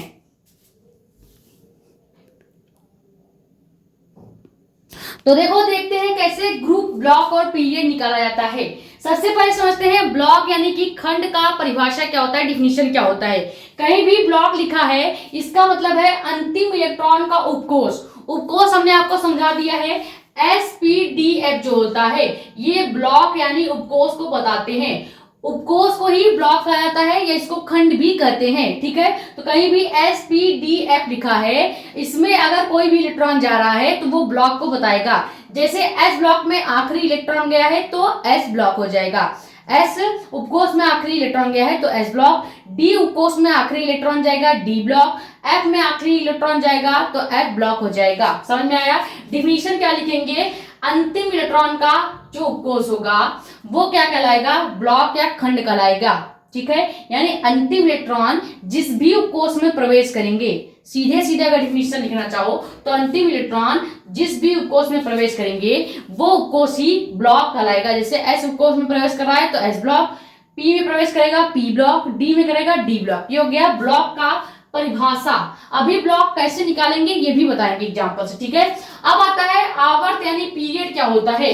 सबसे बड़ी कोष यानी क्वांटम संख्या, कोष हमने बताया था डायग्राम में, अभी ऐसे करके बताया था हमने, 1 2 3 लिखा होता है। ये जो संख्या होती है यही कोष कहलाती है। ठीक है, तो संख्या में सबसे बड़ी संख्या क्या थी, 1 2 3 4 में सबसे बड़ी संख्या क्या है, 4 है। तो ये जो 4 है, ये 4 ही क्या हो जाएगा, आवर्त कहलाएगा। याद रखिएगा, सबसे बड़ी जो संख्या होती है, सबसे बड़ा जो कोष होता है, क्वांटम संख्या होती है, वही उस पूरे एलिमेंट्स का क्या हो जाएगा, पीरियड बन जाएगा। क्लियर? उसके बाद ग्रुप की बात करें तो ग्रुप के लिए फॉर्मूला होता है। अगर आप S ग्रुप को निकालना चाह रहे हैं तो उसके लिए फॉर्मूला क्या हो जाएगा, S के जितने भी इलेक्ट्रॉन होंगे उसको जोड़ देंगे। NS का मतलब क्या है, S से हो गया ब्लॉक, N से हो गया नंबर ऑफ इलेक्ट्रॉन। यानी अगर S ब्लॉक को निकाला जा रहा है तो आप S के जितने भी इलेक्ट्रॉन होंगे उसको जोड़ देंगे या उसी को लिख देंगे तो वो आपका क्या हो जाएगा, ग्रुप बन जाएगा। उसके बाद P ब्लॉक की अगर बात की जा रही है तो यहाँ पे पहले आपको क्या करना है, P ब्लॉक में S के जितने भी इलेक्ट्रॉन हैं उसको जोड़ेंगे, P के जितने भी इलेक्ट्रॉन है उसको जोड़ेंगे, साथ में ही हमें एक इलेक्ट्रॉन को जोड़ना है। एक इलेक्ट्रॉन का वैल्यू होता है 1.6 × 10⁻⁻19। तो आपको पूरा ये नहीं लिखना है, आपको केवल एक से मतलब है। ठीक है, तो यहाँ पे इलेक्ट्रॉन की जगह आप 1 लिखेंगे प्लस इसके साथ आपको 10 जोड़ देना है। ये फॉर्मूला होता है, आपको डायरेक्ट याद करना पड़ेगा ग्रुप को निकालने के लिए। किसी भी एलिमेंट से ग्रुप निकालना है तो ये फॉर्मूला डायरेक्ट आपको याद होना चाहिए। ठीक है, यानी पहले P ब्लॉक को अगर ज्ञात करना है तो आप क्या करेंगे, देखेंगे कि जो इलेक्ट्रॉनिक विन्यास है उसमें P के कितने इलेक्ट्रॉन है, P ब्लॉक में कितने इलेक्ट्रॉन है, S ब्लॉक में कितने इलेक्ट्रॉन है।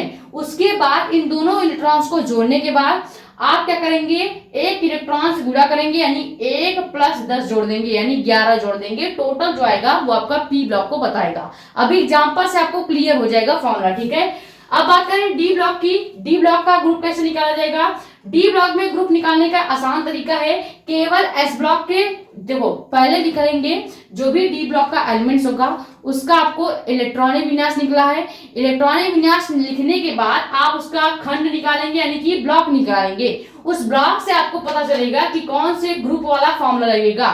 जैसे अगर D ब्लॉक निकल रहा है तो आप ये वाला फॉर्मूला यूज करेंगे, P ब्लॉक निकलेगा तो ये फॉर्मूला यूज करेंगे। अभी आपको निकाल के बताया जाएगा। ठीक है, अब देखो जब भी D ब्लॉक आता है तो यहाँ पे हम केवल S ब्लॉक के जितने इलेक्ट्रॉन्स होंगे और P ब्लॉक के जितने इलेक्ट्रॉन होंगे उनको जोड़ देंगे। ये फॉर्मूला होता है। NS का मतलब है S ब्लॉक के इलेक्ट्रॉन्स को जोड़ना, NP का मतलब है P ब्लॉक के इलेक्ट्रॉन्स को जोड़ना। लेकिन कभी भी P ब्लॉक का जब फॉर्मूला लगाएंगे तो P के इलेक्ट्रॉन्स को जोड़ना ही है, S को भी जोड़ना है, S के इलेक्ट्रॉन्स को भी जोड़ना है। साथ ही साथ आपको एक इलेक्ट्रॉन यानी एक का प्लस लिखेंगे, +1 + 10 आपको लिखना है। ठीक है, अभी आपको निकाल के बताया जाएगा। आखिरी फॉर्मूला क्या है, जब भी F ब्लॉक को आप निकालते हैं, एफ ब्लॉक का जब भी ग्रुप या समूह निकाला जाता है तो इसका डायरेक्ट 3 ही होता है, आपको इसका निकालने की जरूरत नहीं है। कोई भी एफ ब्लॉक लेंगे इसका पीरियड हमेशा 3 ही आएगा। जैसे यहाँ पे हमने एक एफ ब्लॉक लिया है ई एस, जो हमने ई एम कर दिया था वहां पे ई एस कर लीजिएगा, ठीक है। इसका पूरा नाम होता है इंस्टीनियम, ठीक है, इंस्टीनियम यानी 99 इसका परमाणु क्रमांक होता है। अभी हमने इसका पूरा इलेक्ट्रॉनिक विन्यास लिखा है। अब इस पूरे फॉर्मूले से मान लो आपको क्या दिया है, केवल ये एलिमेंट दे दिया गया, आपको एलिमेंट दे दिया गया ई एस, इसका परमाणु क्रमांक है 99, ठीक है। तो आपसे पूछ लिया जाए कि जो ये ई एस एलिमेंट्स है जिसका परमाणु क्रमांक 99 है, ये किस ब्लॉक का एलिमेंट्स है, कैसे निकालोगे। तो आप सबसे पहले क्या करेंगे, ये ई एस 99 का आप इलेक्ट्रॉनिक विन्यास लिखेंगे शॉर्टकट तरीके से, ठीक है। जैसे इलेक्ट्रॉनिक विन्यास लिख लिया, अब हमने क्या कहा है, ब्लॉक का मतलब है अंतिम इलेक्ट्रॉन जहां पे प्रवेश करेंगे। तो पहले पूरा इलेक्ट्रॉनिक विन्यास ध्यान से देखिए। इलेक्ट्रॉनिक विन्यास क्या है, रेडियम 86 7s2 5f11। तो आखिरी जो उपकोष है वो क्या है, आखिरी जो ब्लॉक दिख रहा है वो क्या है, पहले है S फिर है F, आखिरी ब्लॉक है F। तो यहां से हमने ब्लॉक निकाल लिया, ब्लॉक क्या निकाल लिया कि ये F ब्लॉक का एलिमेंट्स है, यानी केवल हमें एलिमेंट्स दिया गया ES99, इसका इलेक्ट्रॉनिक विन्यास लिखा, लास्ट में हमने देखा कौन सा आपका उपकोष आ रहा है, यानी कौन सा लास्ट में लेटर आ रहा है। लेटर अगर लास्ट में F आया है तो इसका मतलब ये ब्लॉक कौन सा हो गया, F ब्लॉक का एलिमेंट्स हो गया। अब क्या करेंगे, आपको निकालना है, ब्लॉक निकाल लिया, अब निकालना है पीरियड यानी आवर्त निकालना है। आवर्त निकालने का तरीका क्या है कि सबसे बड़ी कोष को ढूंढना है, सबसे बड़ी संख्या ढूंढनी है। अब देखो रेडियम का तो 86 है, इससे आपको कोई मतलब है नहीं। सबसे बड़ी संख्या यानी कि जो इस ब्लॉक के आगे नंबर लिखा होता है, यानी कि जो ये कोष लिखे होंगे, ये जो नंबर्स होते हैं वही सबसे बड़ी संख्या दर्शाती है। जैसे यहाँ पे 7s है फिर 5f है, तो 7 और 5 में बड़ा कौन है, 7s में और 5f में बड़ी संख्या कौन है, 7s है, 7 बड़ी है 5 से, तो यहाँ पे पीरियड निकल के आ जाएगा 7। अभी आपको मैच करके भी दिखा देंगे, ठीक है, पीरियोडिक टेबल से। उसके बाद हमें निकालना है ग्रुप। कैसे निकालेंगे ग्रुप, आपको कैसे पता चलेगा कि ग्रुप का कौन सा फॉर्मूला लगेगा। तो अभी हमने ब्लॉक निकालना है एफ ब्लॉक, यानी कि यहाँ पे ग्रुप कौन सा निकल के आ जाएगा, एफ ब्लॉक वाला फॉर्मूला लगेगा। कैसे पता चला, सबसे पहले जब भी ब्लॉक ग्रुप या पीरियड निकालना हो आप केवल एलिमेंट्स लिखेंगे, परमाणु क्रमांक दिया होगा तो दिया होगा, नहीं दिया होगा तो आपको याद होना चाहिए। उसके बाद आप उसका इलेक्ट्रॉनिक विन्यास निकालेंगे, देखेंगे सबसे लास्ट में इलेक्ट्रॉनिक विन्यास में जो भी लेटर आ रहा है, चाहे एस आ रहा है, पी आ रहा है, डी आ रहा है, एफ आ रहा है। मान लो यहाँ पे एफ आया तो हमने ब्लॉक का लिख दिया एफ। जो आखिरी लेटर है, आखिरी इलेक्ट्रॉन कहाँ जा रहे हैं, 11 इलेक्ट्रॉन टोटल आखिरी एफ ब्लॉक में जा रहे थे तो एफ लिख दिया। पीरियड कैसे पता चला, 7 कैसे है, कैसे पता चला, हमने देखा सबसे बड़ी संख्या एस के आगे जो संख्या है ये होता है कोष। सबसे बड़ी कोष को देखना है, कोष कौन सा है, तो 7 है और 5 है, 2 ही कोष है। सबसे बड़ी संख्या, सबसे बड़ी कोष क्या है, 7 है। हमने बताया जैसे 1 2 3 4 में सबसे बड़ी कोष क्या थी, 4 थी, वैसे यहाँ पे सबसे बड़ी कोष क्या है, 7। तो पीरियड यहाँ से निकल के आ गया 7। ग्रुप हमें निकालने की जरूरत नहीं पड़ती, एफ ब्लॉक का फॉर्मूला होता है, इसका ग्रुप निकालने की जरूरत नहीं है। कहीं पे भी एफ ब्लॉक के एलिमेंट दिखेंगे तो इसका ग्रुप नंबर 3 ही होगा। अब इसको मैच करा के दिखाते हैं आपको पीरियोडिक टेबल से कि हम जो बता रहे हैं उसका मतलब क्या है। हमने क्या बताया आपको, हमने आपको बताया कि हम ले रहे हैं इसनियम 99। इसनियम 99 पहली बात एफ ब्लॉक का एलिमेंट्स है, तो एफ ब्लॉक यहां से चालू होता है। अब देखो इसनियम इसमें कहां पे है, यहाँ पे है 99, यहाँ पे दिया गया है। हमने क्या कहा कि ये एफ ब्लॉक का एलिमेंट्स है, तो देखो एफ ब्लॉक में पाया जा रहा है। फिर हमने बोला पीरियड नंबर 7 का है, तो कहां पे पीरियड नंबर 7 है, ये रहा पीरियड नंबर 7 में। देखो एक्टिनाइड्स है, यहाँ पे एक्टिनाइड्स में ही तो ईसीएम पाया जा रहा है, यानी हमने निकाल दिया पीरियड। उसके बाद हमने कहा ग्रुप नंबर 3 में है, तो ग्रुप नंबर 3 में देखो यहाँ पे ये ग्रुप नंबर 3 है, इसी में ही आपके एक्टिनाइड्स पाए जाते हैं। तो ये तरीका है पीरियड ग्रुप और आपके ब्लॉक को निकालने का। एक एग्जांपल और लेते हैं, उसके बाद वीडियो लेक्चर को एंड करेंगे। बाकी आप खुद से प्रैक्टिस करेंगे तभी आपको आएगा, ये फॉर्मूला आपको याद होना चाहिए। तो पहले यहाँ तक स्क्रीनशॉट कर लीजिए, फिर इसी फॉर्मूले पे 1-2 और एग्जांपल लगाते हैं, फिर आपको ज्यादा क्लियरिटी आ जाएगी।